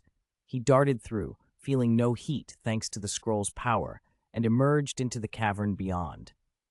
Out in the hall, only 5 of the dwarves were present. The rest of the company hadn't come to Smaug's aid, and Bilbo felt a stab of disappointment. He had helped them so often along the way, yet many of them, especially Thorin Oakenshield, had been cold and distant. He had once saved Thorin's life, and now the king's memory of that kindness seemed as short as a blink. "Snap out of it," Go to the back, Rust said briskly when he caught Bilbo staring. Bilbo thanked the wizard. Do you really not need any help? He asked. Don't worry, Rust replied with a smile. I'm known where I come from as an expert on dragons. He urged Bilbo to leave. Behind them, Smaug thudded into the hall, massive and terrifying, but the arrivals who faced him were not ordinary warriors. When Smaug's hide filled the chamber, Tsunade, Orochimaru, Xiongba, Hercules, and Lust stepped forward. They had expected a divine celestial dragon, something mythic and awe-inspiring. Instead, this enormous, scaly beast looked to them like a gigantic flying lizard. Disappointment flickered across their faces until the dragon moved and the fight began. Tsunade sprang first. She kicked the vaulted exit behind Smaug, bringing a portion of the ceiling crashing down. The hall trembled.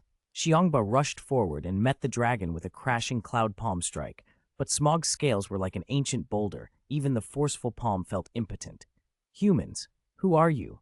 Smaug demanded, unfazed by the blow. There was no answer, only another strike. He felt a sudden sharp pain and turned to find a man on his back who had just delivered the blow. Orochimaru danced aside, thinking the Rasengan had its uses, but left strain in the arms as he used the substitute technique to evade Smaug's swinging tail. A bare-chested warrior lunged in, slashing with an elven sword that bit through Smaug's skin. The dragon's scales cracked, something he hadn't felt in ages. The old comfort of his lair had dulled his fighting spirit. Now alarm flared. As he reeled, he gathered the heat inside him to unleash a hurricane of flame to make them pay. Before he could let loose, a voice, small and utterly inhuman, issued from Lust. Fo, Cradian, she cried, a dragon roar carrying an impossible, resonant sound that no human throat should produce. What followed was a piercing stream of frost, an arctic breath that struck across Smaug's fiery aura. Smaug had been channeling searing heat. The sudden collision of extreme cold and extreme heat was catastrophic. His breath was cut off, his throat and back scales shattered and cracked under the assault. He staggered, badly wounded. You are not human. What are you? Smaug snapped, stunned and immobilized by the damage. Dragonborn, Lust answered simply. We deal with monsters like you. She had poured her special energy into that roar. The effort had been costly, though her reserves still held. Xiongba stepped in and pummeled Smaug's head with a frost-charged fist, locking the dragon in a hard, freezing embrace. The combination, Lust's frost breath and Xiongba's blow, left Smaug bound in ice and pain. It helped that he was about to flame us, Rust observed dryly. Hot meeting cold, that helped too. I've learned from many failed attempts. He gave a small, rueful smile. The battle ended surprisingly quickly. Smaug could no longer fight. He slumped and shuddered, beaten by a team whose abilities complemented each other perfectly. Orochimaru wiped his blade and stepped forward, their eyes glittering. Although the fight ended sooner than I expected, I'd like a sample, he said. Dragon blood, tissue, there's much to study. Xiongba waved him off with a grin. You can have my share, Orochimaru. I won't be doing research. Orochimaru's thin smile deepened. Thank you. If I find anything interesting, I will share it with you. Tsunade watched the ruined dragon with a practical curiosity. Is the meat any good? Hercules asked aloud, and the group burst into a short, rough, incredulous laugh. Lust stepped forward thoughtfully. The most valuable parts might be the bones that hold its energy. With those, one could craft weapons or armor imbued with power. If this dragon dies, I could extract their essence. Then leave that to Rust, Hercules said with a casual smile. I didn't do much in the fight. Tsunade shrugged. You and Xiongba scared him enough for Lust to finish the job. Rust approached Tsunade and, without ceremony, took her hands. We must take care of such delicate hands, he said. What sort of enchantment would you like on a pair of gloves? He asked with a calm, expert tone, already thinking, as Orochimaru had hoped, of ways to turn the fallen beast's corpse into something useful. Around them, Bilbo stood a little apart, the Arkenstone warm and heavy in his hand. He had done what he could, stolen, lied, and run. But the rest of the work, the real dragon slaying, had been done by warriors and magics he scarcely understood. Still, the stone shone in his palm, and despite the strange company he kept, Bilbo had at last seen the mountain's treasure, and the dragon brought low. Chapter 56. Return of the Brave. There was a hush in the tavern, the moment that roar split the air. Everyone had felt the tremor from the fight, the desperate strikes of Xiongba, the cunning of Orochimaru, the brute force of Hercules, but none of them had expected the dragon to fall so quickly. Even those who believed the beast's death inevitable were taken aback by how abruptly it ended. Jiangju watched the scene with a wry expression. He'd seen Rust wrap his arms around Tsunade and stroke her hands, claiming he was fashioning dragonbone gauntlets. As someone who'd encountered Dragonborn before and who'd watched the pair flirting with an elf girl a few days earlier, he wasn't fooled about her nature.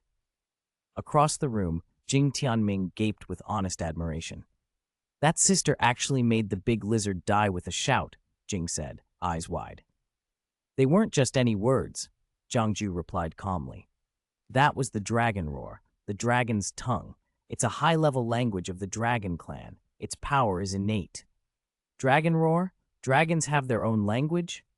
Jing's curiosity flared. How did she learn it? She didn't learn it. She was born to it, Jiang said. She's a humanoid dragon. Don't ask so many questions. Eat your food. He shooed Jing away with a wave and moved back behind the bar. He set 6 clean cups on the counter, washed his hands at the small sink, and reached into a private space beneath the bar. He drew out a glass bottle of red liquid, then a handful of strange powders and crystals. Patrons who knew him well kept a low conversation, but their attention had clearly shifted to the bartender's preparations. Odin, isn't he bartending himself tonight? Someone murmured. Odin, who had been speaking quietly with his wife, glanced up. He hasn't done that in a long time, his companion agreed. It looks like they're coming back, Sherlock said after a sip of his wine. The drink was crisp and had none of the usual side effects, an ideal fit for his taste. Sherlock's eyes scanned the room, taking in the 6 cups and the recent death of a dragon. 6 glasses plus a dead dragon. He's preparing something special for the dragon-slaying party. The others chuckled. The detective's deduction hit a familiar target. Only one person they knew matched the image of a handsome, four-browed man in ancient knight's garb who had frequented the tavern before. Lu Xiaofeng. Kudo, a youth in a Japanese school uniform, rolled his eyes. Can you stop picking on me? I didn't teleport us here or anything. He remembered the first time he'd met Sherlock and Lu Xiaofeng, how they'd all tried to unravel the mystery of space and time travel and failed. He'd been tricked by Jiangju once and had paid for it, literally and figuratively. You mean when he slipped that wine to you? Lu Xiaofeng asked with a smile, lifting her glass. It helped you, didn't it? Kudo scowled and chewed on his straw. I'm obviously a high schooler, yet he keeps letting me drink. Isn't that a bit irresponsible? That was his kindness, Lu Xiaofeng said thoughtfully. Although sometimes his kindness is its own kind of mischief. He gave me a glass once, too. That wine saved me, but it also took some of the fun out of being a detective. What fun could a drink take away? Kudo asked, genuinely puzzled.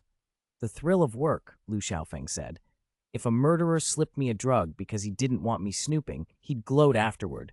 I knocked out the famous Lu Xiaofeng. Normally, I would have to piece things together, investigate, analyze, dig up the crucial clues. But after that wine, I could simply listen and understand without the chase. I solved cases that way, but the challenge was gone. But it adds a new kind of fun. Acting, Sherlock said lightly.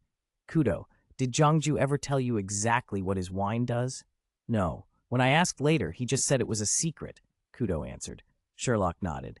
Then it must benefit you somehow. He always has reasons for what he does, even if he seems indifferent. By then, Jiangju had finished. The 6 glasses glowed faintly with a red light. He set the tray down, just as the hidden wooden door on the bookshelf swung open. The dragon-slaying party emerged, Rust, Tsunade, and the others, followed by a man in a gray robe, Gandalf. A cheer went up from the tavern. Not everyone could face a dragon. Not everyone had bloodied a legendary beast and returned to tell the tale. For many in the room, the bravery of these 6 made them feel safer, bold enough even to discuss commissions in plain sight. Welcome back, dragon slayers, Jiangju called with a grin as he carried the tray to them. This is on me. Well, the drink is a gift, but the fee will still be settled, of course. Rust picked up a glass and sniffed it. This smells familiar, but different. What is it? Dragon blood wine, Jiangju said casually. I took the blood from the dragon you killed and mixed it with a few reagents. It's potent, also useful in alchemy. You know how dragon blood is usually poisonous. I spent a lot of effort purifying it. Rust laughed and handed a second glass to Tsunade. Then cheers, to our friendship, Sister Tsunade. Jiangju, still smiling, put out a hand. Money, please. I know you made a fortune, 680 gold coins. Rust's grin faltered. Boss, come on, that dragon's blood came from our kill. Charging extra for it, that's robbery. Tsunade glanced between them, amusement in her eyes, as the tavern settled into the easy, familiar banter that followed every successful quest, the clinking of cups, the settling of debts, and the small human rituals that marked the end of danger and the return to warmth. Chapter 57. Return to Calm. In the end, the Dragon Slayers paid up. Given Jiangju's love of money, they had no real choice. Rust sulked for a while, tracing idle circles on the table, but the moment a pretty young woman approached him, his gloom vanished. Surrounded by a group of admirers, he couldn't stop bragging about killing the dragon. He even teased about why he used frost breath and hinted at the secrets of the Dragonborn. Want to know how I became a Dragonborn? Next time you come to our world, I'll tell you, just you, he slurred with a winsome, half-drunk smile. By now, Xiongba and Orochimaru had already left. Xiongba had duties assisting the Tenkaichi, and Orochimaru and Tsunade were ninja of Konoha. None of them could afford to linger. Hercules, the last of the Dragon Slayers, was surrounded by a noisy ring of men and women. He was still thrilled. The dwarves had forged him weapons and armor, and Rust had made him promises. Seeing the crowd, the flattering attention, and Rust's beauties, he suddenly felt like a real Lothario. Keep talking, boy. We didn't see everything yet. The boss only showed us a few battle clips, Zeus said, clapping Hercules on the shoulder so hard the big man nearly toppled over. Hercules inwardly groaned. If he'd known the reception would be like this, he might have left sooner. But under Zeus's iron grip, he relented and began to recount the lesser-known episodes of their journey to the Earth world. The tavern was alive with mirth. Everyone chatted and traded details about future commissions. No one trusted they would never need assistance again, and even Emperor Qin Zheng entertained contingencies about severing ties with Jie Ni. In an awkward tone, Qin addressed the swordsman. Let Tianming live as an ordinary child, Qin said to Gai Ni, his voice steady. I promise I will not pursue you any further. The path you're on is dangerous. You'll soon run into remnants of the Six Kingdoms, and that will pull him into a much larger vortex. I don't want that either, Gai Ni replied, shaking his head. I don't want Tianming involved in other people's affairs. It's just sometimes circumstances force your hand. Then take care of yourself, Qin said, standing. If your only intention is to protect friends and descendants, I will not interfere. But if I find you involved in rebellion, I will show no mercy. After delivering those words, Qin left. The noise in the tavern made it hard to find a quiet corner, but he spotted Jiangju sitting calmly in his usual seat with a book open. Unlike everyone else, seemed almost in another world, serene and unaffected by the clamor. You two come to an agreement? Jiangju asked with a smile as he closed the book when Qin approached. Handled, Qin said, then pivoted to a more practical question. Can people from the same world post conflicting commissions here? Worried those folks will come here? Jiangju asked. Yes, Qin admitted. I know my pride sometimes makes me overconfident, but I also know both Gai Ni and I shouldn't be the only ones with access to this tavern. Jiangju shrugged lightly. Shref, don't worry. I'm not going to allow tasteless brawls in my place. Whoever posts a job can do so, but I'm not the one who determines whether a commission will ultimately succeed. Qin smiled thinly, but worried inside. He knew the tavern could be a double-edged sword for the Qin dynasty. Used wisely, it might let him reshape history and spare the empire some of its darker turns. But if his enemies found their way here and used the knowledge within to their advantage, history might repeat itself in the worst possible way. Worst of all, Jiangju had the final say on who could enter the tavern. Qin could not simply control that. All he could do was make the most of the time he had now to steer Qin toward a better future. Boss Jiang, I'll take my leave for today. I need time to think, Qin said. If you need anything, tell me, Jiangju replied. You can read any of the books here whenever you like. Just don't take them out. You can copy them, though, with paper and pen. It's free for you. You can bring others? Qin asked. Of course, Jiangju said, but only you get the special privileges. Everyone else will have to pay. Qin bowed his thanks, a little touched. He hadn't expected to be the only one allowed to read freely. It felt almost like being favored by a god. Take your time, Jiangju said with a wave. I hope that day comes when you can visit more often. Qin nodded. Though the 6 kingdoms were unified now, the people had been worn down by constant warfare. Qin Zheng couldn't change everything yet, but he believed that, with Jiangju's help and his own resolve, the worst excesses could be softened. If the first emperor learned from history and reformed some of his harsher laws, if he used the tavern's books to improve people's lives, perhaps disaster could be averted. Jiangju smiled at the thought and sipped the hot coffee in front of him. Hot, hot, hot, he muttered, sticking his tongue out in a comically undignified way. A few of the shop's admirers looked on, shaking their heads at his antics. Jiangju can be such a handful sometimes, one whispered. You deserve that? Xiaohai the cat sniffed as he leapt down from the counter. Oh, and some interesting news. Someone online said they saw a 3-meter-tall green giant fighting the army, but the post got deleted pretty quickly. Chapter 1. Tony is finally here in the Trident building. Nick Fury had just finished a string of meetings. He stretched his back and grinned at how good his new, younger body felt, able to work late nights again. And, as always, he appreciated being practical about what his body could do. Still, a small knot of worry lingered at the edges of his mind. Could that strange tavern be the source of a serious threat? Then he thought of Jiangju's strength and felt, for the moment, reassured. Even then, humanity probably wouldn't be able to do much. Sir, it's urgent. Maria Hill burst in, tablet in hand. There's been a problem with a military experiment. Of course there is, Fury muttered without losing his stretch. Don't go running off at the mouth. Show me. Hill flicked the tablet and the footage filled the wall screen. A huge green figure ripped a tank apart and casually kicked a plane like a toy. What the hell is that? Fury said, frowning. He didn't bother to swear. He saved his curses for later. We don't know yet, Hill replied. General Ross has been tight-lipped about it. We found a clip someone posted online and traced it back. It led to this. She kept her voice even, but Fury felt the old itch under his skin. All right, call the White House and the Pentagon. That thing's a real menace, he said. And, Fury let out a long breath. My mood is ruined. I'll handle it. Hill shrugged and left before he could go on. She knew once Fury got worked up, he'd start swearing like a sailor and never stop. Coulson, how's the analysis going? Fury asked once she was gone, dialing his right-hand man. Still on it, sir, Phil Coulson answered. This is the first time we've seen anything like it. Keep at it, Fury said, rubbing his forehead. After the last incident, the car crash at that tavern, he'd been worrying the headquarters had been compromised. He'd uncovered some planted gaps. Natasha and Hawkeye had destroyed one nest of operatives, but the feeling of unease remained. He didn't know who to trust.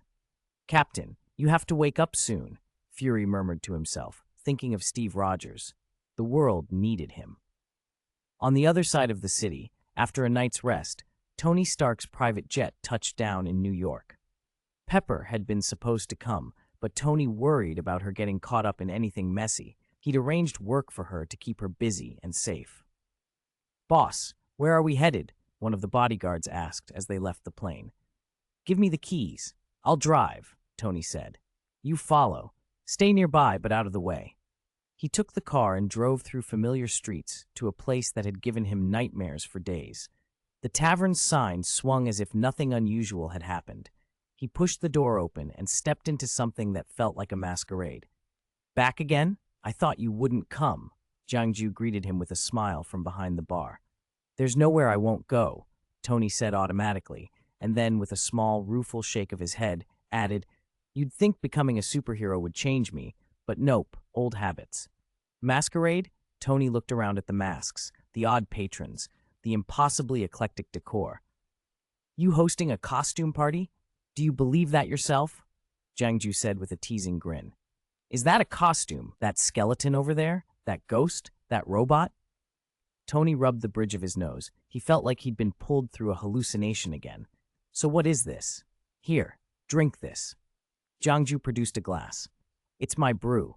I refined it from a spell cast on that skull over there. It'll calm you. Tony didn't hesitate. He was tired of carrying the tension around in his chest, and he figured he could handle a weird drink. He tipped it back and felt a cool energy slide through him. The anxiety, the fear, the knot of unresolved guilt, everything that had made words hard, fell away like rain from a hot engine. "How's that?" Jiangju asked. "Fantastic," Tony said, surprised. "I should bottle this." "So, what I see here, it's all real. If you decide the skeleton is just makeup and the ghost is lighting and the robot is a prop, then sure, everything's fake," Jiangju said, motioning at the tavern's equally strange occupants. He shrugged. "But no, this place connects countless worlds." Tony's memory went back to why he'd come before. "So the Flash stopped by?" "Yeah, he visited for reasons of his own, but he went back to his world. Whether he comes again, I don't know. I'd like him to come back, though. He was one of my better-paying customers." Jiangju's smile was half joke, half complaint. "My extra income dried up when he left." Tony actually laughed. Running a tavern like this, Jiangju didn't seem to have any shortage of weirdness or patrons, including superheroes. It made Tony wonder what money even meant in a place like this. "So, what brings you here this time? Still mad about the decor?" Jiangju asked mischievously. "No," Tony said, and for the first time in a while the words came easily. "I came to apologize." "You already got punished," Jiangju said lightly. "I know," Tony admitted. "That was useful, but I need help. I've been working on a research project and something I experienced won't leave me. It's making it impossible to concentrate. I thought, maybe you could help." Jiangju's expression shifted. He was suddenly serious. "If Tony Stark can't invent because of his mind, that's a crime against science. You're telling me this has really affected you?" "Yeah," Tony said. "Do you have any idea how to fix it?" Jiangju stared for a moment, then smiled in a way that could mean trouble or salvation. "Tell me everything." Chapter 2. Thor and Loki. Tony left as soon as he found out his condition was cured. He couldn't wait to get out of there. Jiangju had wanted to talk to him a little longer, but the moment passed and, oddly enough, he found himself inspired. "Next time we meet, give him a few hits before we talk," he muttered. Xiao Hai snorted. "You're the first person I've seen who doesn't care about the tavern's talents." "That's because he's busy inventing an arc reactor right now," Jiangju replied, watching the doorway. "I wouldn't be surprised if Iron Man shows up earlier than expected this time." Xiao Hai stretched out across the counter and yawned. "Tony hasn't been through enough yet to wake up properly. Aren't you worried that someday no one will be left to press that final finger?" Jiangju rolled his eyes. "You trying to egg on Mr. Stan again?" "What? You want me to go do that for you? Am I your servant?"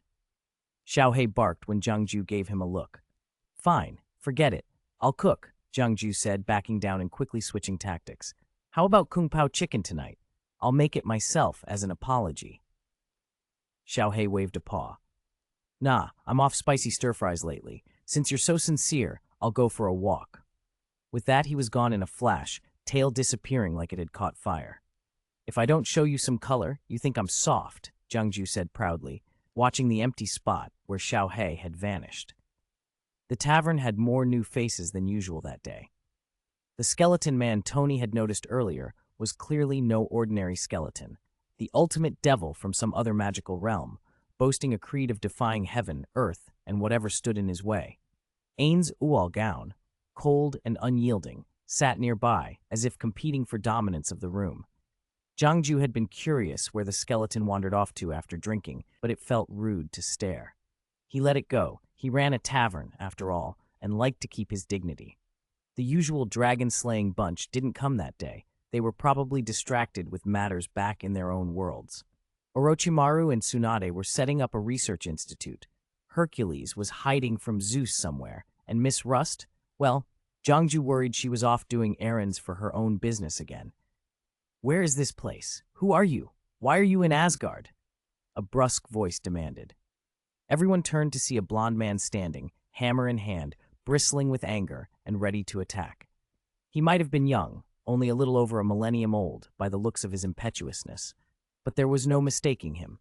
Thor, son of Odin, and at his side, thinner and more composed Loki. "Thor and Loki," Jiangju said with a casual nod as he came over. I didn't expect you'd show up here. Thor's glare cut through. You still haven't answered my question. How did you get into Asgard? Loki had brought him. He'd said he'd found a strange door emanating odd energy, something that might be a sign of an invasion. Thor, ever the protector and future king, had rushed over. Jongju tilted his head and glanced at the two of them, then fixed his attention on Loki's arm. There was a faint aura there, the same kind that clung to world travel gates. He knew exactly what had happened. You call my father by his name? Thor snapped. Impulsively, he lunged, demanding his hammer back. Jongju only smiled and, before Thor could finish, plucked the hammer right out of his grip. It disappeared into his hand as easily as if it weighed nothing. Well now, Jongju drawled, grinning. You look just like your dad. He tapped the hammer once, and a faint, mocking image appeared on their faces, a crude little turtle mark, the kind of childish humiliation Odin himself might have used. Loki's cheeks flushed with outrage and embarrassment. What did you do? Loki protested, stung. With a small wave of power, Jongju condensed a mirror so they could see themselves. Behold my masterpiece, he said. Thor went ballistic, roaring and pacing, threatening to tear the place apart. Jongju didn't flinch. If you want that hammer back, bring your father here, he said. Otherwise, goodbye. He gave Thor a light clap on the shoulder, and Thor vanished in a flash, Mjolnir still gone from his hand. Loki was left alone, and Jongju peered at him with polite amusement. Who are you exactly? The owner of this tavern, Jongju replied. And that mark on your arm, it's a gate brand. I expected your brother to be marked, not you. As punishment for offending me, Jongju continued, I'll keep you here until your father arrives. Humiliation burned on Loki's face. The patrons of the tavern treated him like an exhibit. Someone even picked up a camera and started snapping photos to post. Several of the women openly flirted and circled, making suggestive remarks. Loki tried to break free, but whatever restraint Jongju had placed on him was effective. He couldn't move. I'm sorry, Jongju said, smiling apologetically at Loki. I didn't realize the tavern contained so many perverts. The smile softened none of the sting for Loki. Let me go, Loki said at last, his voice low. Jongju feigned to start. Oh, you're upset. Fine, I'll release you, but you must promise not to do anything extraordinary while you're here. Loki looked down, his expression shifting to something like resignation. I know I am no match for you, he said quietly. Jongju let him go. Loki stood there for a moment, controlled and contained. Then, with a sudden feral grin, the god of mischief conjured a long, wicked sword and plunged it into Jongju's chest. See? I did nothing extraordinary. I just killed you. Loki laughed, wild and triumphant. Only the laugh cut off abruptly when a voice spoke from beside him, not far behind. What are you laughing at? Loki froze. He spun, and there, where he'd expected Jongju to be dying on the floor, the man stood perfectly still, calm, unharmed, and still in the same spot he'd been moments before. The sword had struck nothing but air. Loki's trick had been aimed at an illusion. What just happened? Loki demanded, bewilderment and unease creeping into his voice. He, master of illusions and deception, had been fooled by one of his own tricks. Jongju spread his hands with an innocent look.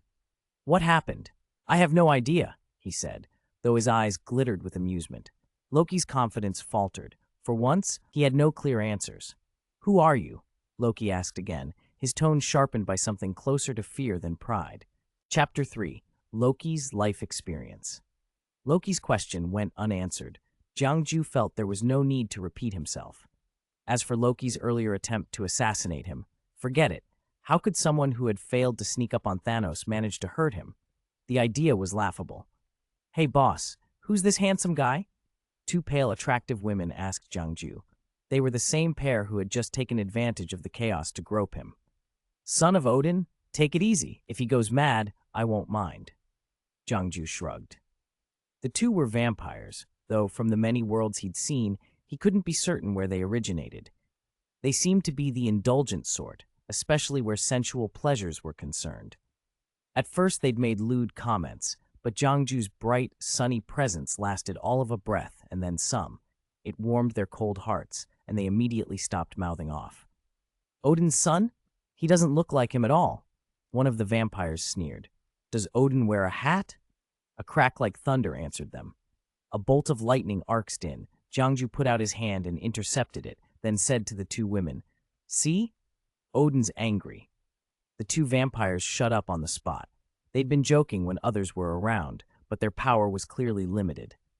Being allowed into this tavern had already been a gift, so they had to watch their tongues. Still, people's tempers weren't easily changed, and they were used to offending others by accident. "I hope there are still people in your world who understand the tavern rules," Odin said angrily, stepping forward. "I've told you before, no fighting inside the tavern. And yet you don't remember, and your sons pick up your temper," Jiangju snapped. At that, another restrained Loki finally shook free from whatever had immobilized him. He staggered, listening. "He insulted my wife," Odin bristled. "I won't stand for it. He's not talking about you, and Loki isn't your child." Jiangju snapped his fingers. The word hit like a sudden gust, and Loki's expression shifted, stung and bewildered. Thor, beside him, reacted instantly. "What do you mean? Of course Loki is my son, my brother, my father's son," Thor demanded. "Father, let us teach this rat a lesson." "Shut up, Thor." Odin's voice was low with irritation. He wanted to retaliate, but he knew he couldn't. Seeing Jiangju's power told him as much. "Father, is what he said true?" Loki asked quietly. He was smarter than his bluster let on. Having seen what Jiangju could do, he didn't want to act without knowing. Odin's face softened into evasiveness. "Of course you're my child, Loki," he said, the words deliberate and hollow. "So it's true?" Loki's voice trembled. The pieces he'd never been told started assembling themselves, the reasons he'd always been passed over, the inexplicable coldness in his father's eyes whenever succession was mentioned. No matter how hard he tried, no matter how brilliant he performed, Odin had never seriously considered him for the throne. "I plan to tell you later," Odin admitted at last, with a sigh. He looked at Jiangju as if watching a spectacle. That made Odin angrier still, but he didn't press the point. Jiangju was simply not an opponent he could afford to anger. Hearing the truth, Loki glanced at those around him, stole one last look at Jiangju, and then turned and left the tavern. Thor, barely thinking twice, his weapon still clutched in Jiangju's hand, dashed after him. For Thor, his brother's welfare mattered more than any weapon. "Boss, it's embarrassing for you to be like this," Odin muttered. He wanted to curse Jiangju thoroughly, but common sense won out. "You keep it hidden. I know you love your son, and I know you treat Loki as your own, but when the matter is the succession, I want Thor, of true lineage, to take the throne, not Loki, who is a frost giant." Jiangju handed the Meowth hammer back to Odin and said, "But you'll make Loki resentful, especially when his brother's strengths are obvious and Loki's contributions get ignored. That's a family matter." Odin tried to shut it down. "A family matter that will touch the whole world too," Jiangju countered. "If you let this bitterness fester, if you push Loki aside, events will be set in motion that won't be confined to Asgard. You think Ultron's creation was unrelated to you because Tony Stark and Banner made him? No, the Mind Stone, Asgard's politics, the grudges, these things bleed into other worlds. I'm not Asgard's guardian, but if some outcomes can be avoided, why not?" Odin's mouth tightened. He knew Jiangju had a point he couldn't easily refute. He chose to yield, at least for now. "Ha, you talk like Odin's throne is some impartial thing," Jiangju said with a wry smile. "All right, go back. But if I see you move first next time, I won't be so polite." As Jiangju finished, a deep, familiar voice called to him. "Boss?" He turned to find a skeleton, Momonga, looking at him with bright eagerness. Momonga had that same skeletal smile, like someone permanently amused by the world. "What is it, Mr. Momonga?" Jiangju asked. "Can I bring some comics back with me?" Momonga asked. "There's nothing interesting in my original world. I finally get to visit a modern civilization world. I want to bring back as many comics as I can." The tavern was the only place where Momonga felt a fragile connection to humanity. Here he could taste good food, sleep if he wished, and feel some semblance of home, even though he remained painfully aware it wasn't his. For reasons he couldn't explain, his family had been sent to a dangerous world, and he had to protect them. "Of course," Jiangju said with a smile. "Pay me some gold coins and choose whatever you want. They might not have comics from your original world, but there are plenty of excellent ones." "Thank you, boss!" Momonga shouted, thrilled. A flash of green light swirled around him, his excitement fading as the light subsided. "Ha ha, that little trick of yours never fails to amuse me," Jiangju chuckled. "Good thing you're no longer human, otherwise that skill would have you castrated." "I already am." Momonga bowed his head and replied with self-deprecating humor. "You know, other than appreciating a woman's looks, I don't feel anything for them anymore. Fortunately, I'm a skeleton now." Jiangju smiled and watched the skeleton's light fade into the tavern's dim warmth. Around them, the plans and tensions of gods and mortals alike continued to hum, threads tugged by choices both petty and grave. In the end, he thought, some things might be family matters, but when gods and worlds intersected, no one ever stayed entirely insulated.